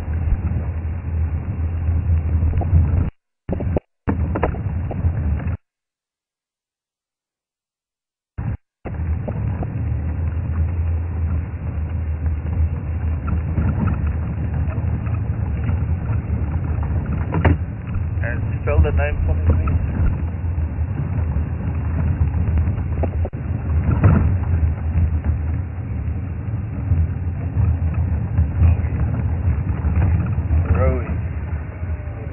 Complaining, and they're all in the road, which means there's a cat or something here. Senegal, please. There's something. I'm just outside the gate. We've reached the gate. I didn't bring a remote. Otherwise we could have gone up. Maybe there's a leopard outside there. Rowie, I think it is. Orange County, California. Over Orange County choppers. Orange County. Yeah, Ellie Hospital Road.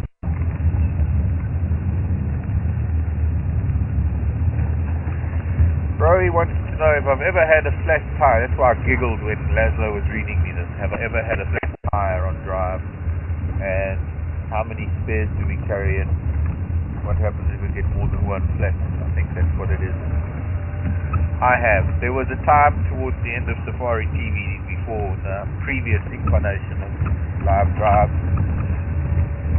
where we couldn't do a drive without a flat tire.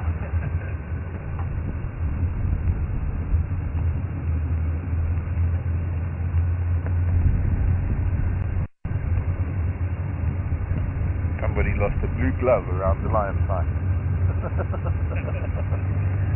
You're gonna see a lion walking around with a glove in his mouth. Interesting. There was a handle in the glove. Yes, we've had punctures. Fortunately, these are brand new tires on the Jigger, and they're really good tires. And they're pretty solid. Only one spare if we have a flat, and then we have a flat with a spare, then call in another Land Rover to steal their wheel.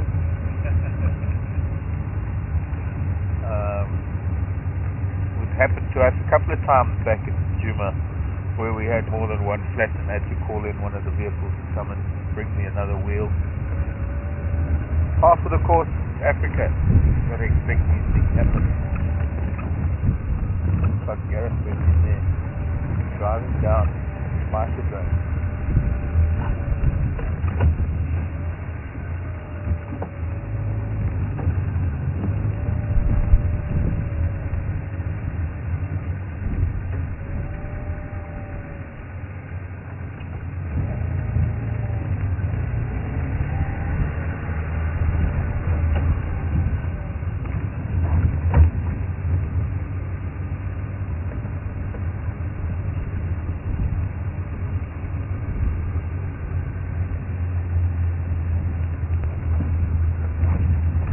Morning, Sharon.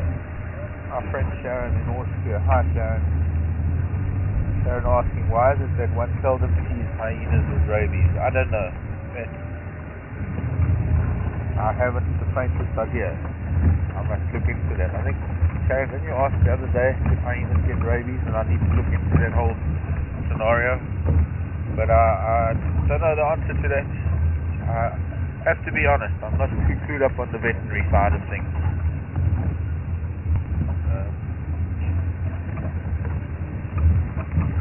Never really thought about hyenas and rabies, but I don't know what the frequency of rabies. I don't know how often it occurs in hyena, if at all. I'm sure it does. Maybe they have some sort of resistance. I don't know.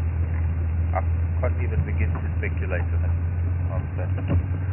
Here's our misplaced little female giraffe that's hanging out with this herd of zebra, and the two on the left, the two zebra on the left, that's the mare and her foal.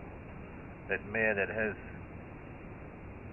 a little bit of a scratch on her rump. What happened to my binoculars?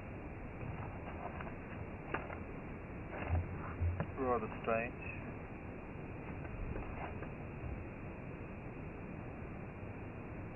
That's right. I'm sure I was using them this morning.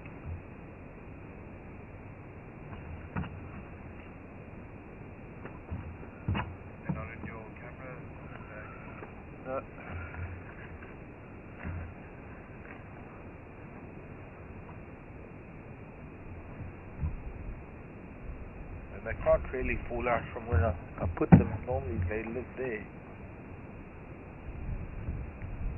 Geez, I can't use my binoculars.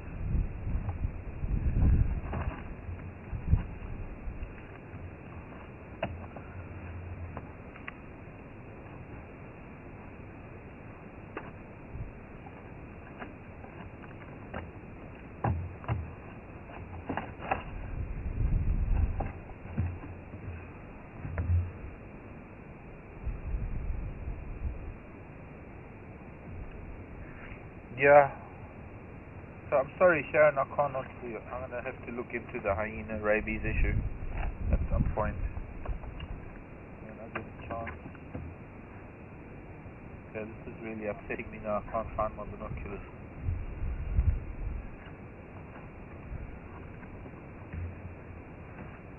And I could have sworn I used them this morning.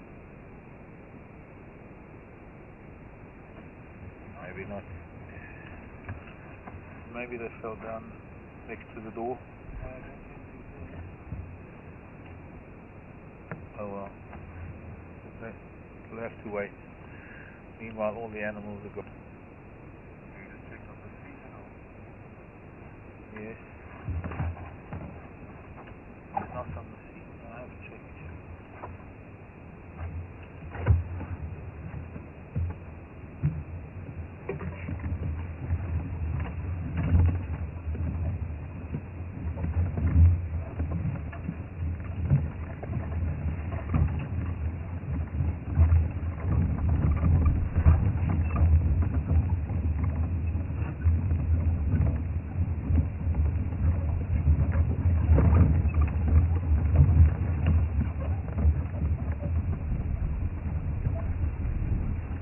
don't think we didn't really go through anywhere that had branches brushing here, did we? Not really. Really not. Only option is that maybe they're somewhere on the counter.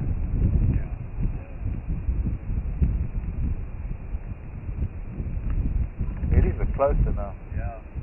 They're just here.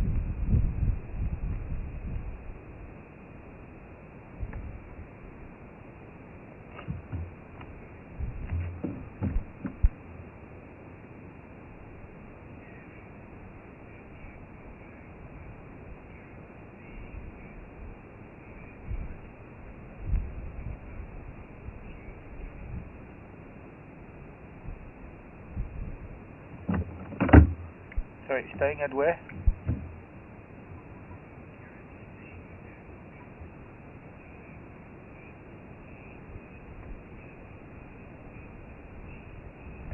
Kalenge. Morning, Penny and Bobby in Durban. Happy Father's Day, Bobby. Penny saying that their son Gareth is staying at Kalenga Lodge. Haven't seen him, Penny. Haven't bumped into. I think it's probably too far north. Where I don't think we see any of the people down south here. But I'll let you know if I do see him.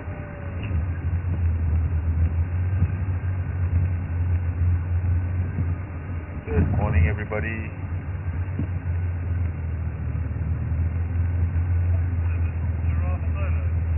She just hangs out here, and look, she's got white socks on. She just hangs out with the zebra. Mostly only seen her with the zebra and these impala. But look at it, we've got giraffe, zebra, there's warthog, here's impala. All happening. And the elephants are not too far away either. There's a bachelor herd of impala hanging out here on the edges of this breeding road. Thanks, little boys. Trying to come back to their mothers.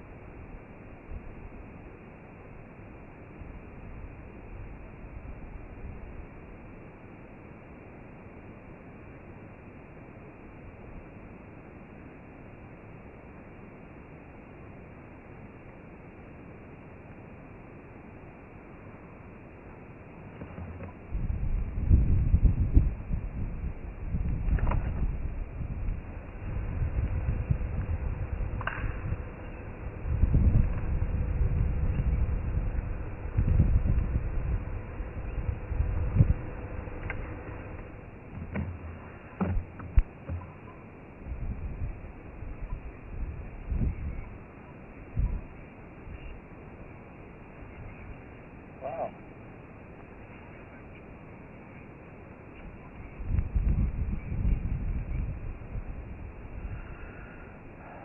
Patrick on an oil rig in the Gulf Coast of Texas. Interesting. Why are porcupines lions' worst enemy? Well, that's kind of new to me. I didn't know they were, but I don't know. Is there a punchline to this, or is it a question?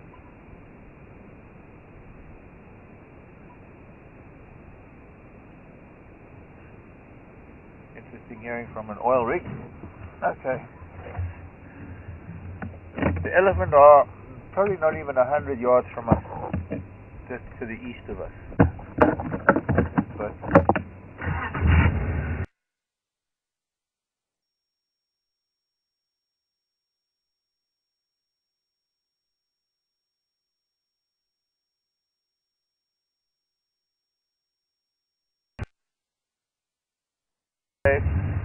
shade is grazing and browsing. There's not too much danger from cats.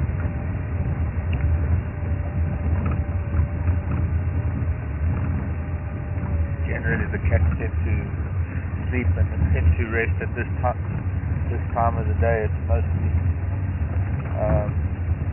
between now and say afternoon, going into the heat of the day. Mostly only leopard and cheetah that move around. Lion are not likely to move around much, and hyenas like to move around much. If there were wild dog, they too would move around now and hunt. But it's natural for animals to move more into the thicket of the day.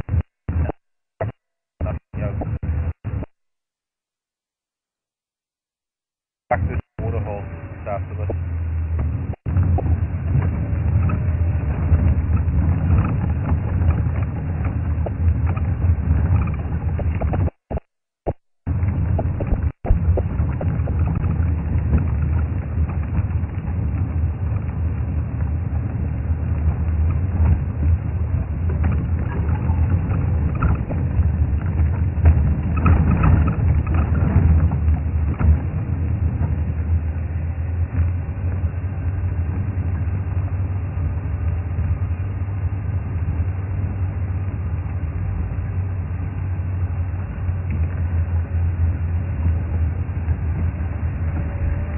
Morning, Vivian, in Chicago.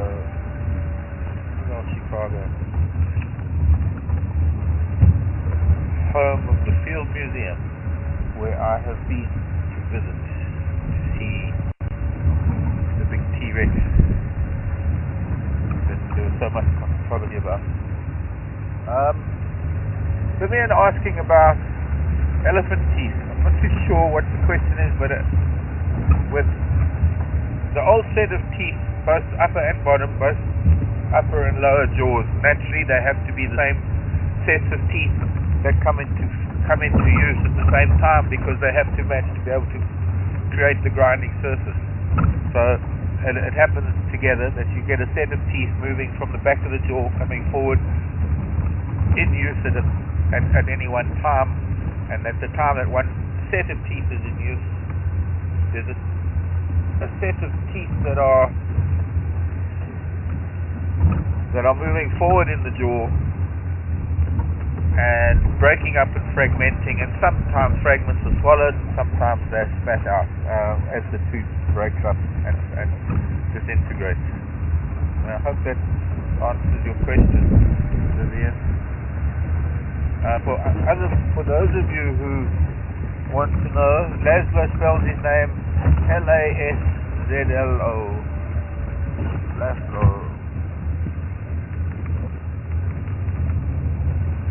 And that is Hungarian. Laszlo's Hungarian. Okay. That's bene. Mendelaya.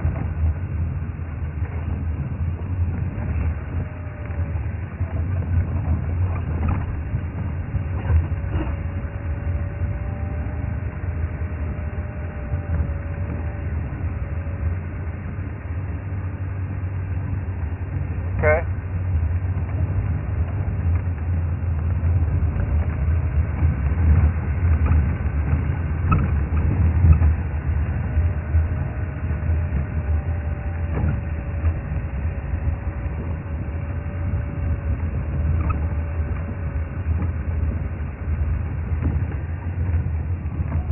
Interesting. JJ. Hello, Piglet. Interesting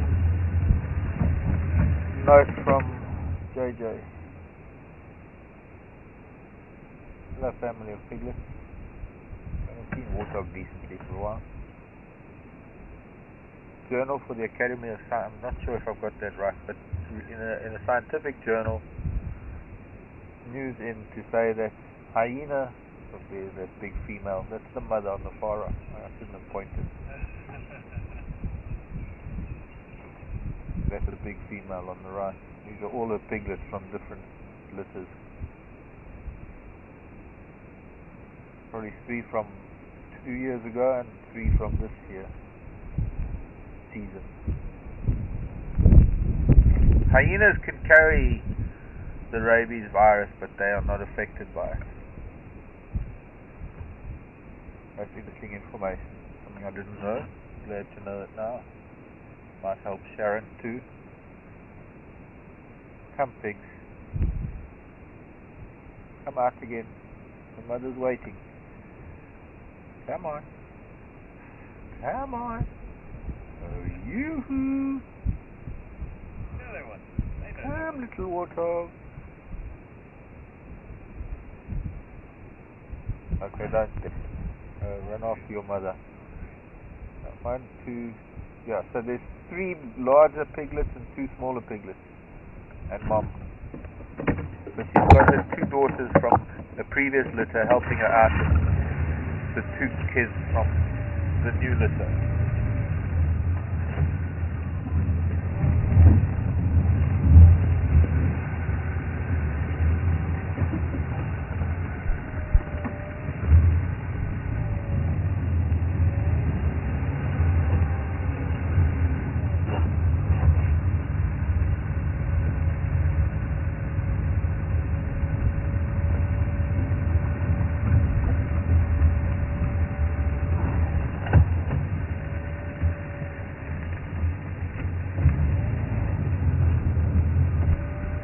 Morning, Diane.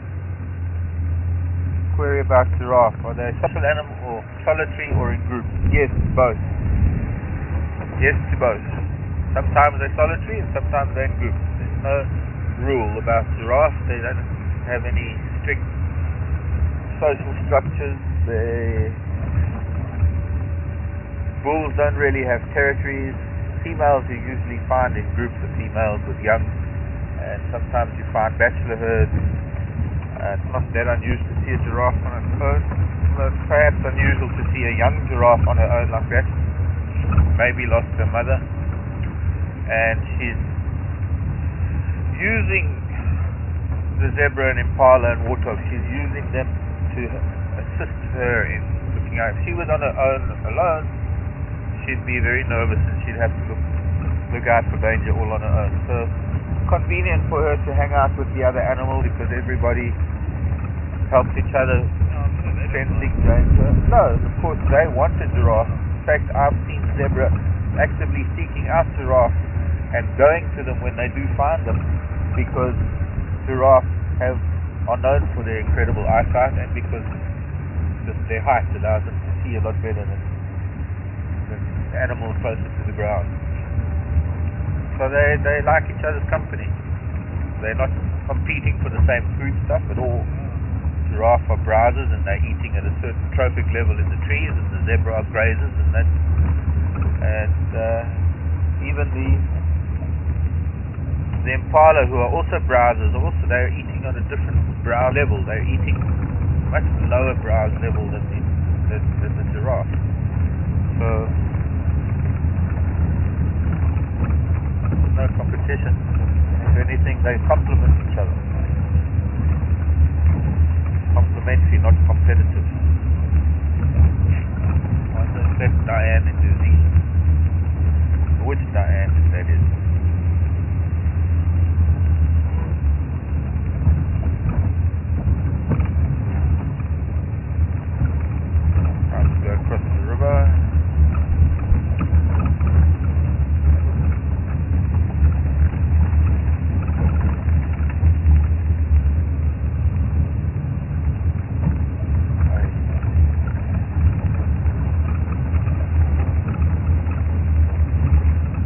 Hello, Dave in Toronto. Wanting to know if there's any change in animal behavior as a result of climate change. I don't know about migration, Dave. I don't live in a place where there is anything migrating other than the birds going back to other parts of Africa or Europe. But no, certainly as far as migration is concerned, I couldn't answer it. In terms of breeding and other behavioral traits or other behavioral things,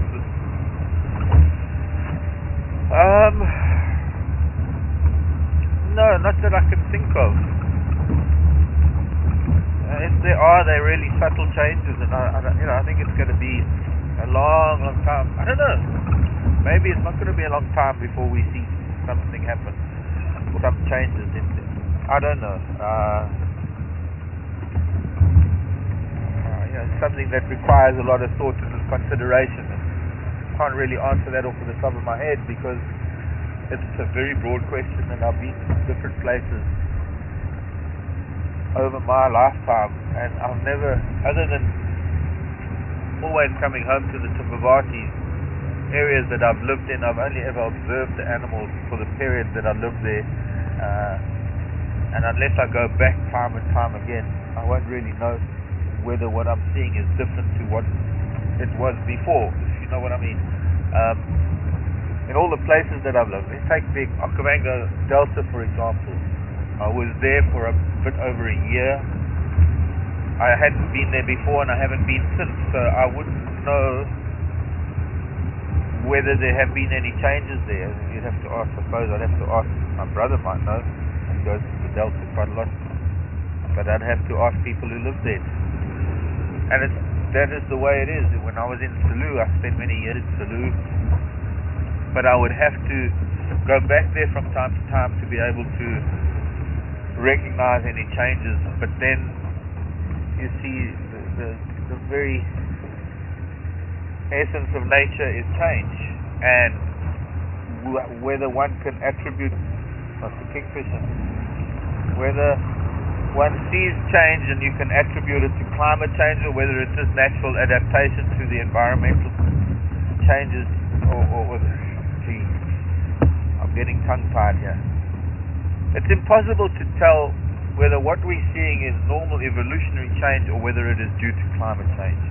Nothing stays the same in nature. The very diversity that we experience, or the very diversity that we enjoy in an environment like this, is because there is constant change, and it demands, it requires constant adaptation to change by nature's creatures and nature's plants. That I don't think it's really that simple to sort of identify anything in particular that has changed dramatically.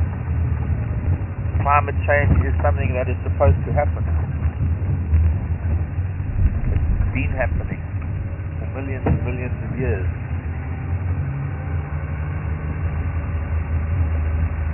I don't know, David, if I'm answering your question or convoluting it or evading it. I don't know. It's a very broad question that I couldn't really. There you go. It looks like that could be the African hawk eagles hunting there. He says, changing the subject.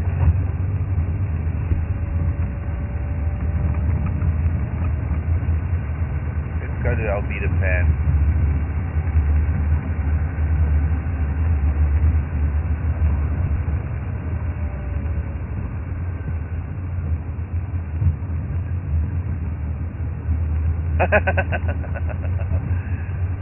Thanks, Ellen. Taking screenshots from the beginning of the drive. My binoculars weren't here. Maybe they're on the counter. Maybe.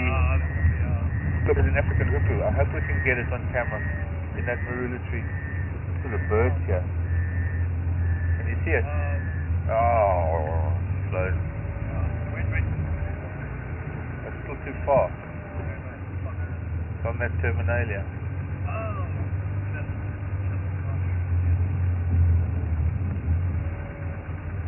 There, sitting in the open again now. Just stay there, huku. Ein Wiederhof.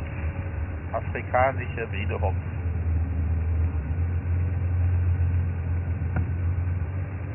And it's gone.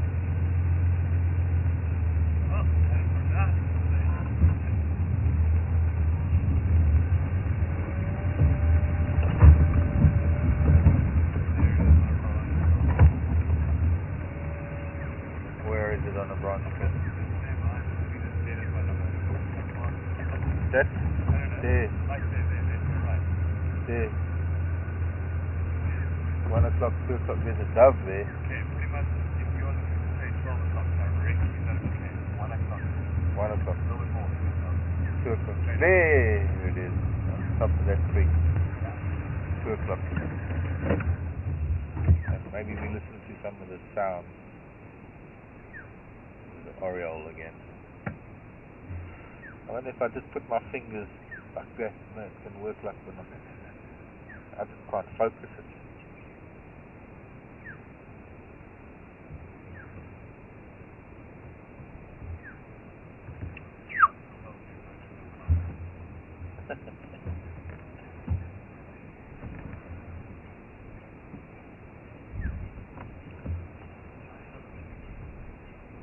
Beautiful in the sun. It would just raise its crest.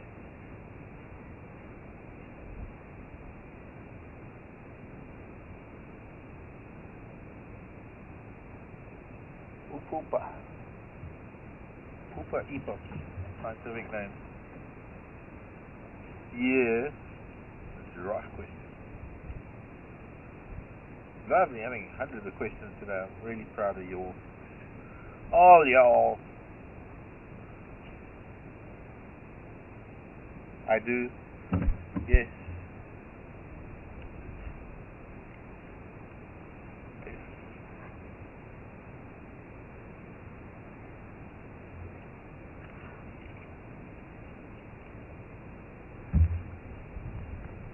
Hello, Steph in Southampton. Steph saying she's heard that there's a tree that changes its chemical composition when giraffe eat it. Is that true? Very much so, Steph. It is true. All trees. All the trees that have spines and thorns, even those that don't. All trees, there goes the hoopoo. That is the natural defense of all plants, not only one specific tree. All plants. It's the defense mechanism that plants have to stop animals overutilizing or overutilizing or overeating on particular trees. As I said, it's the defense mechanism. And some trees, pardon? Like the giraffe half eating the tree over here. That we release the tannins and then the rest of the tree is all starved. Yeah.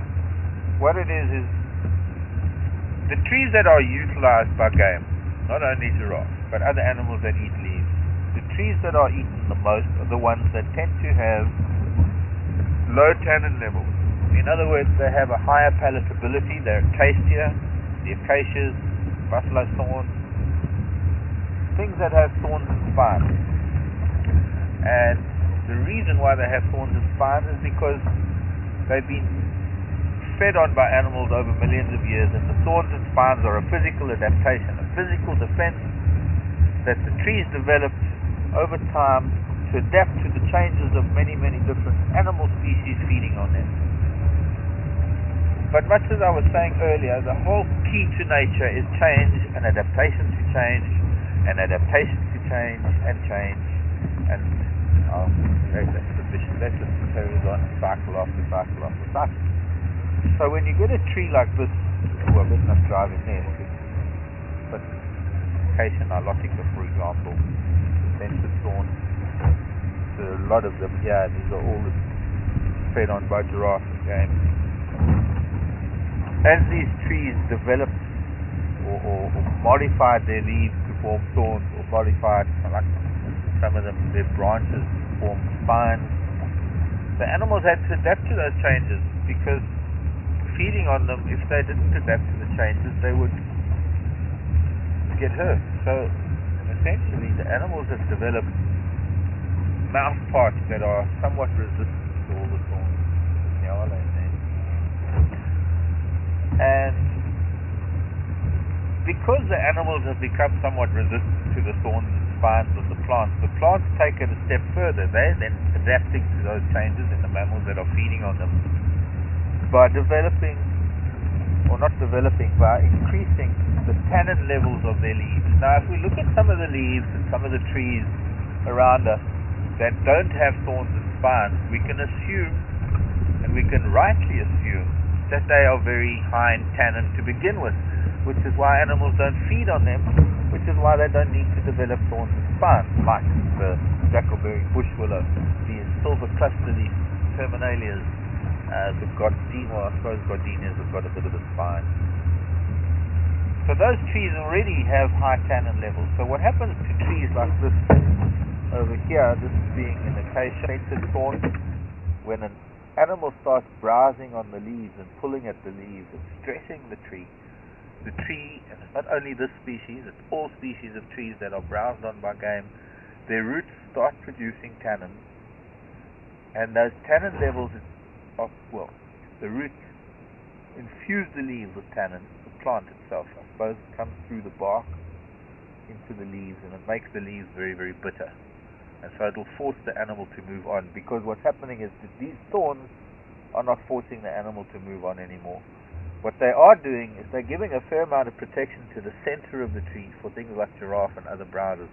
But if you've noticed how we've been watching elephants, and elephants just put their head right in there. They've got a thick skin, their trunks can go right in there. But what happens is, within a short period of time, the tannin levels become far too bitter for an animal to continue feeding on the tree. And in the process of the tree producing tannins and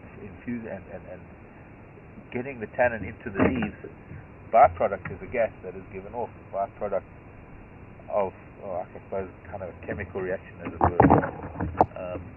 Where for every action is an equal and opposite reaction. Who was it? Einstein, or someone like that. And that gas is blown downwind. It is breathed in by trees downwind to stimulate their tannin production before an animal gets there, so that its defense mechanism is triggered before an animal even eats on it.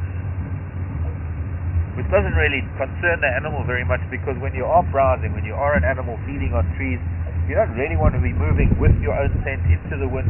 You want to be moving across the wind or into the wind, because you want to be moving into the scent of danger, or you want to be moving crosswind so that you can pick up the scent of danger, because you have to use all of your senses out here. Important sense when it comes to listening for danger.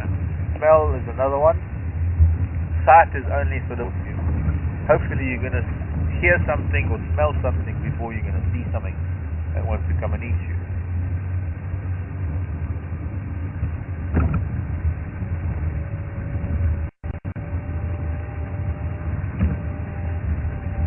Very, very interesting how it all plays out. You see, now an animal that is forced to eat high tannin levels in a tree acacia that ordinarily doesn't have very high tannin levels. This is how it was discovered, was that there were kudu on a very small game farm that were forced to eat on trees that never had the time to recover after increasing their tannin levels. The area that they had to move in was relatively small, and they were dying with full stomachs. What was happening is the area was so small that wherever they were, the trees were already producing high tannin levels. And tannin, what is what makes the tea from one plant known as Camellia sinensis, normal tea. But tannin is for tanning leather. That's where the term leather tanning comes from tannin. And what it does is it waterproofs leather. So what does it do to the stomach? It waterproofs to some degree. What it prevents the stomach from extracting nutrients from the food that the animal has taken in. And so the animal is dying of malnutrition, but it's got a full stomach.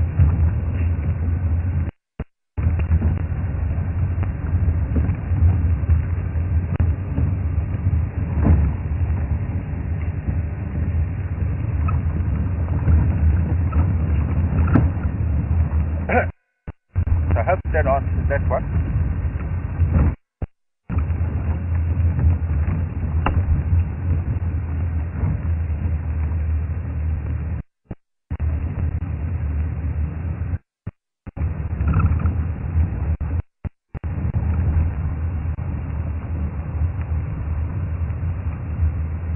Morning, Linda. Hi, Linda. Nice to hear from you again. Linda's asking, the fence that was pushed over by the Eddies, was it repaired? No, Linda, because unfortunately we didn't go back there. Not sure whether it was repaired. And yes, I think it eventually does become quite costly. The fence, maintaining the boundary. But I would assume that they must have done something about it. I don't know what was done. I haven't been up there, and I don't have contact with any people in that part of things. It's the warden, you hunt with them and find out. I just one of these days. No, unfortunately I didn't go back to part of the fence.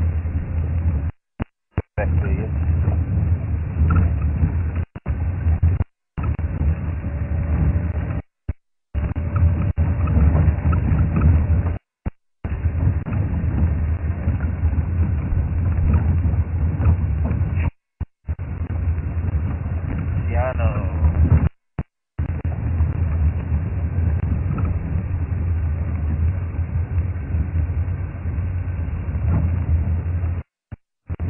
That's an interesting one. Have I ever seen animal behave prior to natural disasters? I guess I could say no, for a main reason that I had any natural disasters. Last year January was the closest we sort of call it a natural disaster. As far as humans are concerned. Is that a canary? Look how yellow that bird is. It's like a canary. Can you hear? Oh, and the canary's flown away.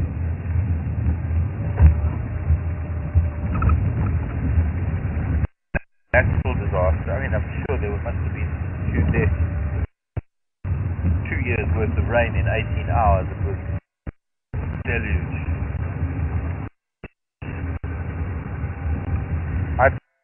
You see, I didn't observe it. I didn't move to high ground because there are elephants up in that part where I live that are collared and they monitor SaveTheElephants.org and are monitoring elephants here.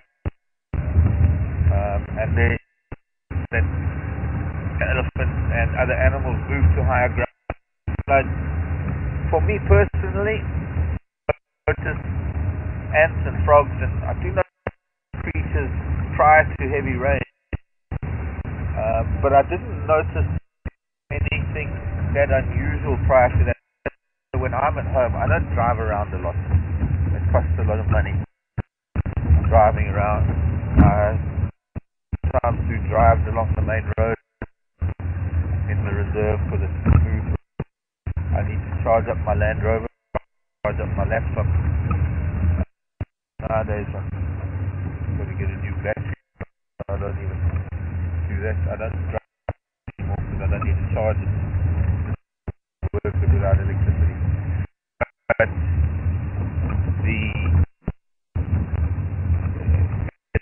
that there were some behavioral changes prior to years. Other than that, I've never lived natural disasters, so I couldn't tell you.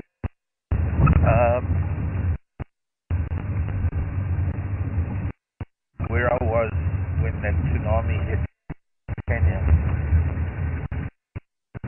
when the Banda 8, that tsunami hit. I think I was in Kenya. Was it 2004? I can't remember when it was. 2005.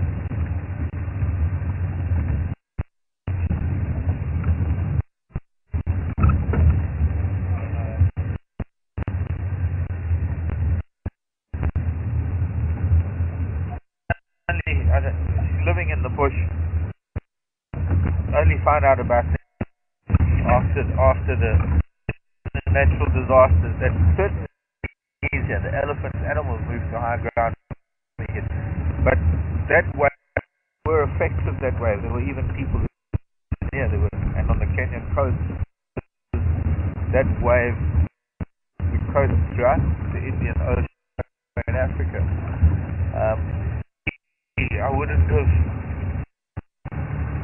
I wouldn't have known about it.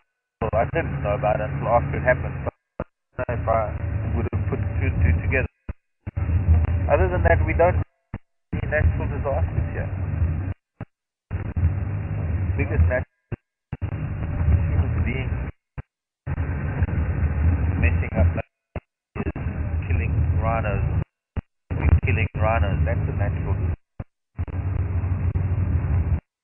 disaster of note. Get into how we're killing elephants these days. Very strange.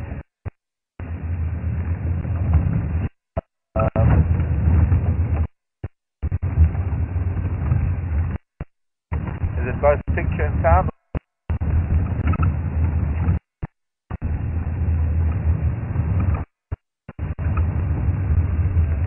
I think it's our usual problem.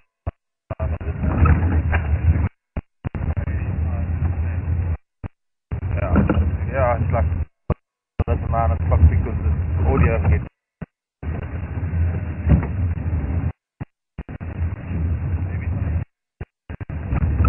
I think it gets a bit hot. I don't know. And what happens is that in the east it gets cooler outside, so the atmosphere, as the more so does the atmosphere. Maybe we need to put a little 12-volt.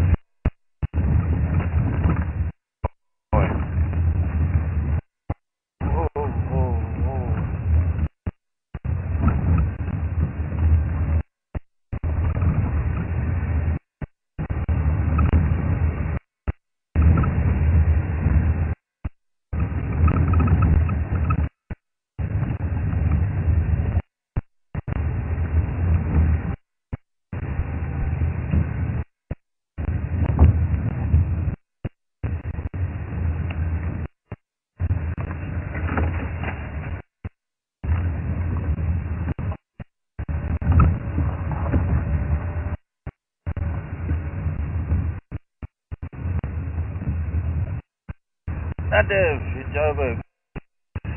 Hope you're enjoying your weekend. What is the average size and does the Nadev's asking the availability of prey affect? Yes and no. It does to some degree, really, and I don't know, after studying lion in so many I've seen prides of 20. I don't think you can say pride size. To some degree it has influenced by the availability of prey. It is also governed by the males that rule a pride, whether it's one of those things. There's no how things have to be. So talking about pride in Kruger, that's about 30 extenuating circumstances, or I don't know. There's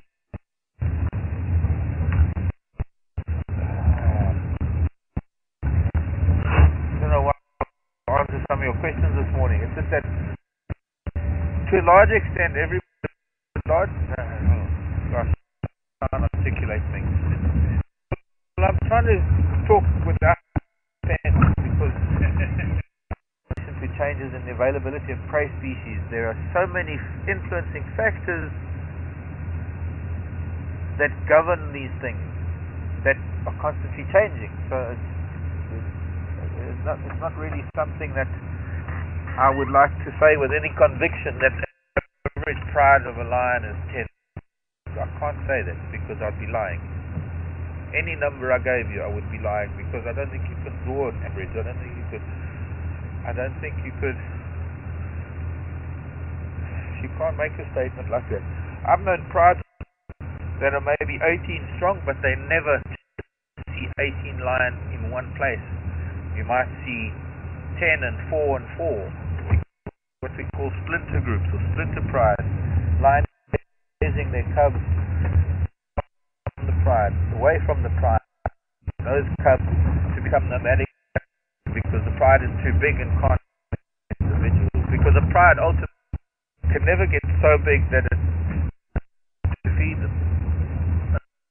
The 30 lions, they must be killing, going after elephants for that matter. There's certain prides that they're starting to kill baby elephants, feed on giraffe and buffalo, and it's just not sustainable. Large pride, it's something that eventually just becomes impossible to continue. Not to mention, it must be a coalition looking after a pride like that. But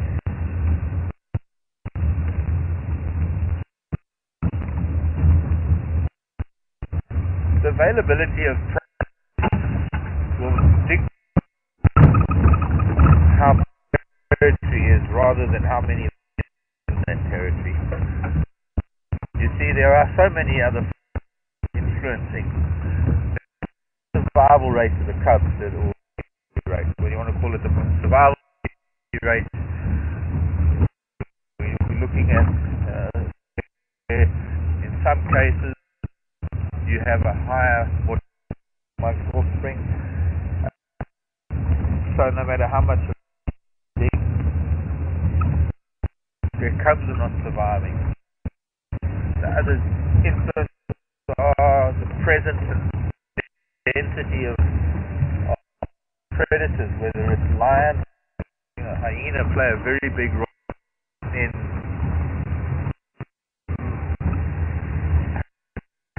lion numbers. Not the only thing that help the population of lions. Pride has taken over. A male that comes in will most of and a male coming into a pride is going to any cubs under a year live because he wants to sire his own.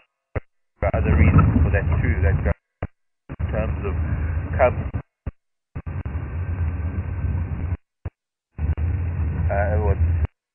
breeding and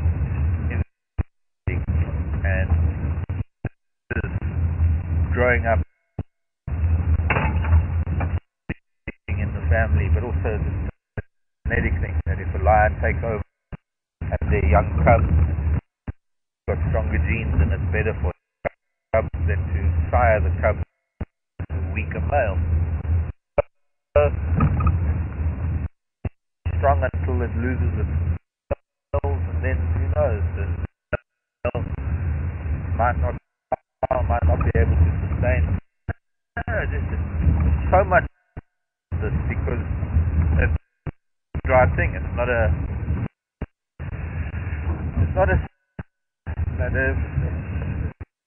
depends how many lions exist in a pride, and whether that pride is able to sustain in that pride.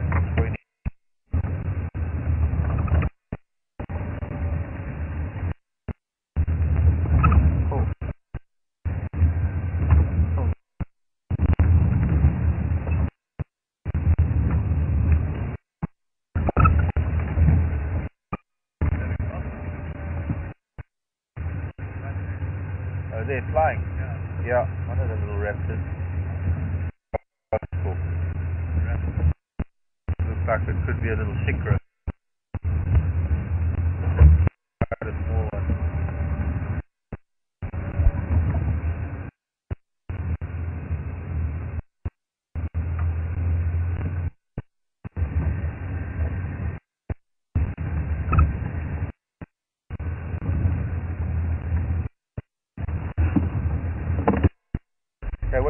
beginning of the question, have I ever of them?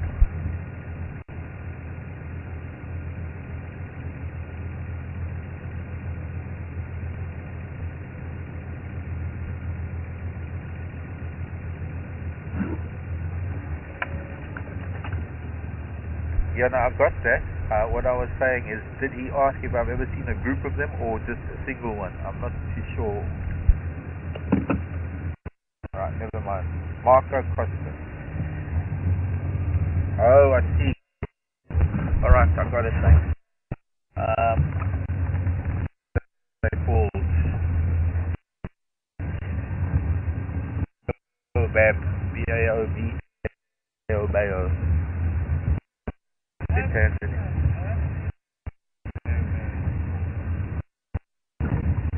No, in Australia, Boab, B-O-A-B. Actually, it's quite a unique Australia. That's from. They've adapted it in such a way that they're spending time in. But anyway, that's another story. Marco, this is far south for any baobab. Gets too cold, maybe too much rainfall. Not like very wet conditions. It is, however, a baobab here. It was planted. It's a place where there was once a farmhouse, and it's part of the garden of the homestead. Here, and it's a very small one. Tell you how old it is. It's impossible to age a young baobab. Also, being in a garden, it would have had special to that. It would have not to get in nature. So in a garden, it's quicker, but not very far from kingfisher. North from here in Krug, it's the southernmost baobab.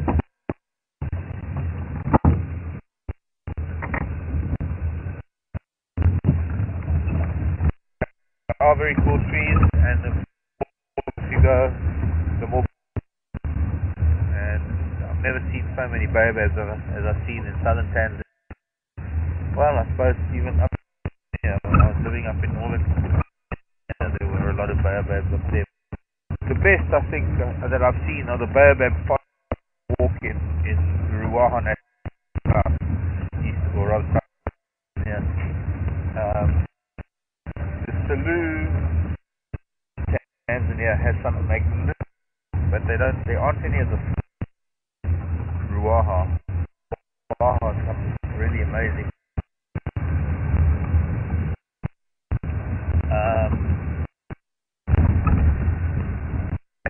Really occurring ones this far south.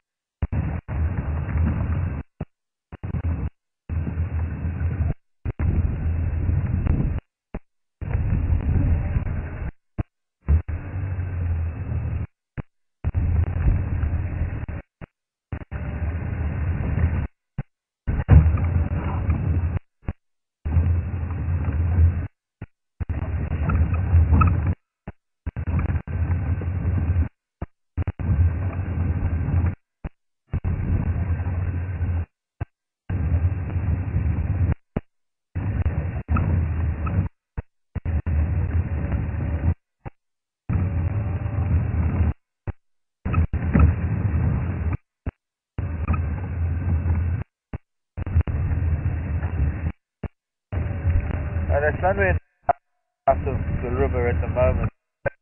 Somebody that came down the river there and then went past the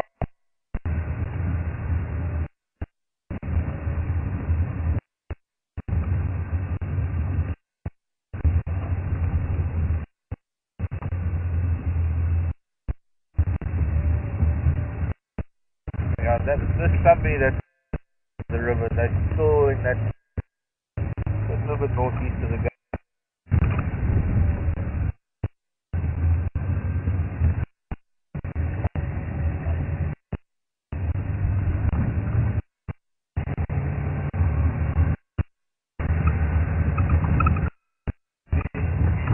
Maybe coming down to the river this afternoon. Well, they're feeding on a lot of roughage. I think they're going to be parking for some green grasses and lush space. I'll put some.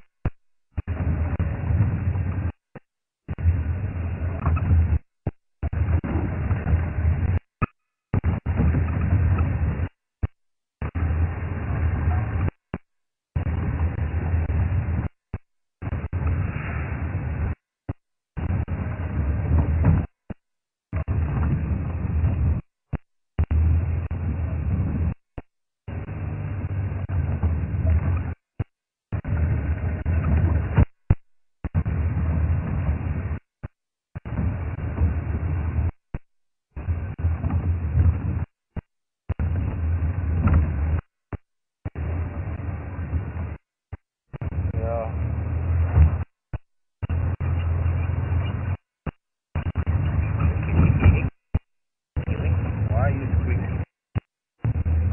Crop shot.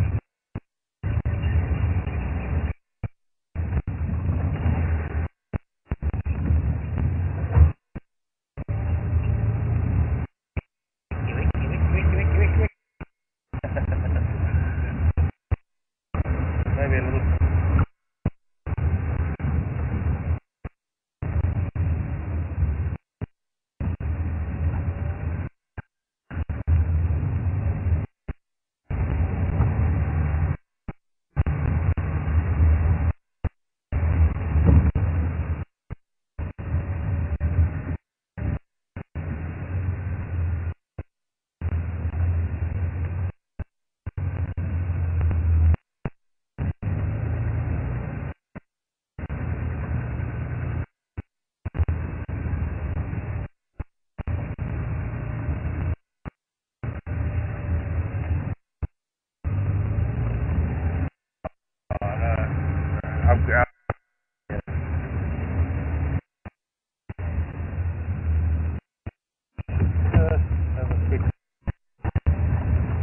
I'm not ready this morning. But see those lilies haven't come out pretty far this morning because there hasn't really been much happening in our area. Again.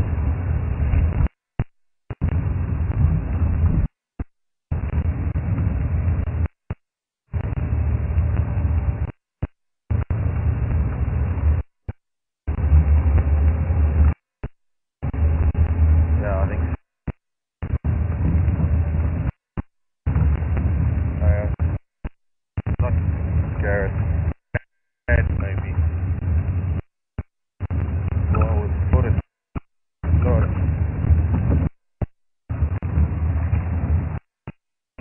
How's it? Good morning, how are you? Very good, and you?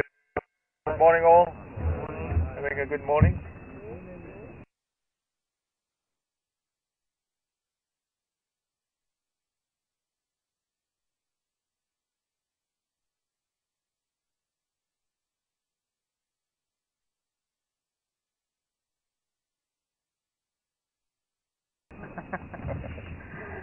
But anything else picked up the point with something else?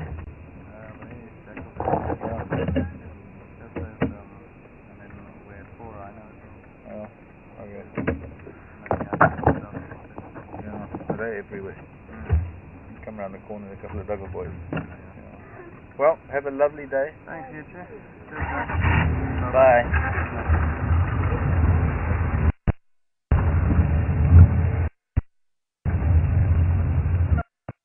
That red is a good color. That's fun jacket when you come from the city. It's like it is when we pass each other. It's courtesy to stop. One of the things is that it settles.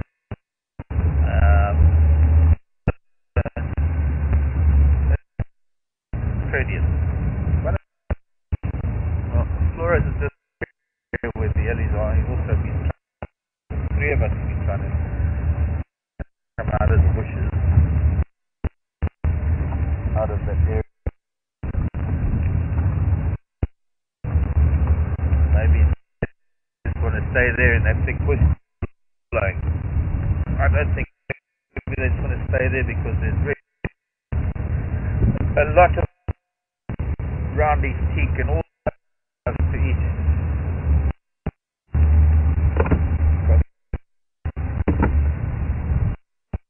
So he got a little chilly again. Face south.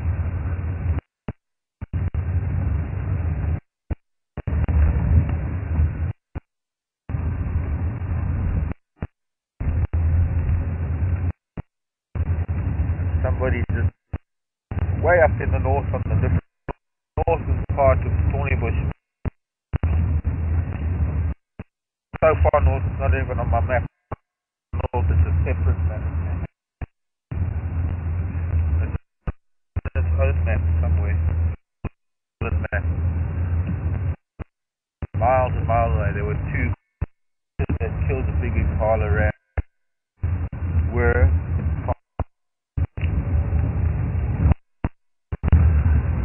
Penny saw that this morning. Gave us a teeth on their kills, and that's where.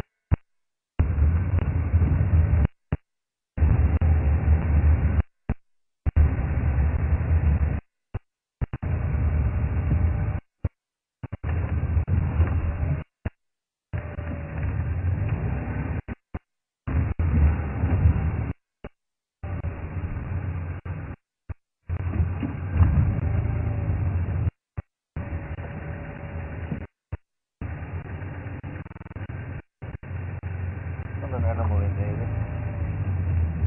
Maybe it'd be something.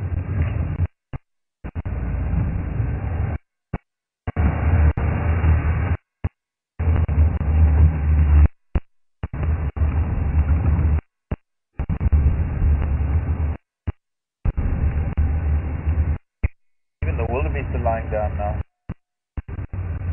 Things are finding themselves in these parlor also finding good.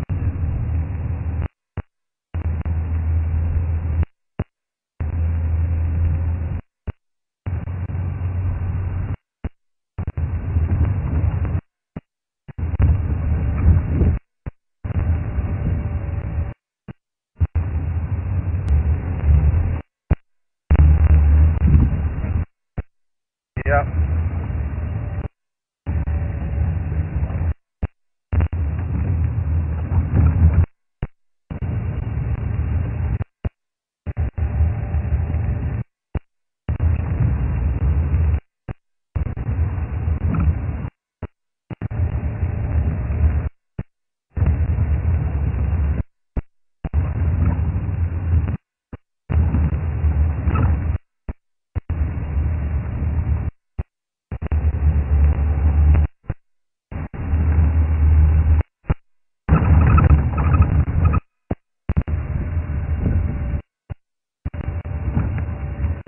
I'm going to do it soon, everyone.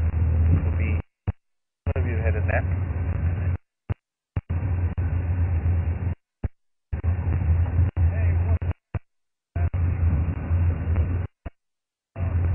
See, they've moved.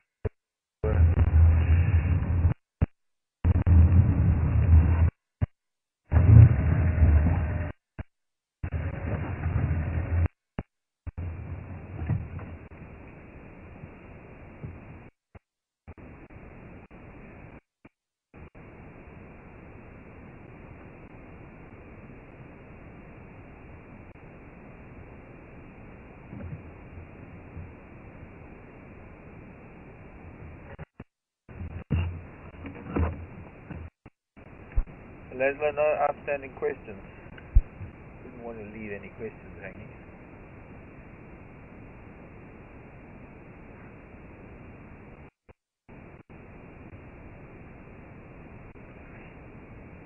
Marco.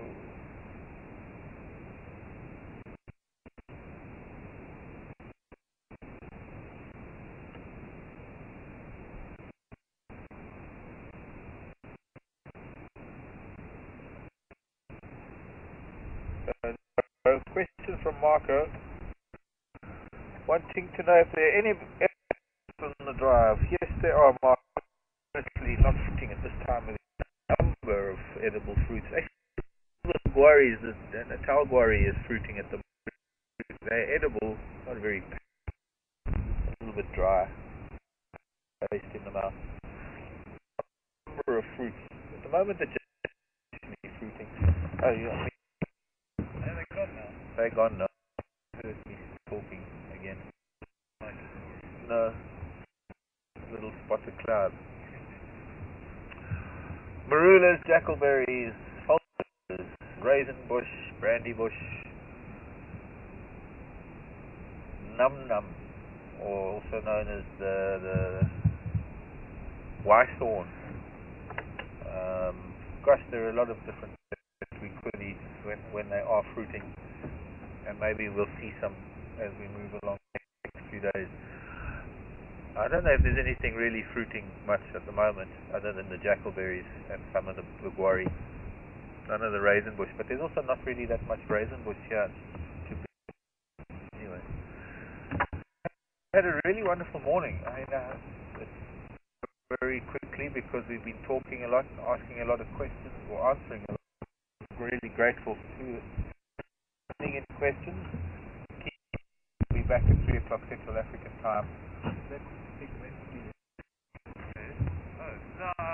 What's it there? Okay. Camouflage. Yeah. Stick on. What else can I say? This afternoon, 3 o'clock Central African time. If you're going to bed, sleep tight. If you're waking up, have a wonderful Father's Day to everybody. I hope fathers around the world are going to be treated properly today. Treated nicely. Treated to breakfast in bed or a good lunch. And we'll see you later. From me, Brian on camera, Laszlo in final control.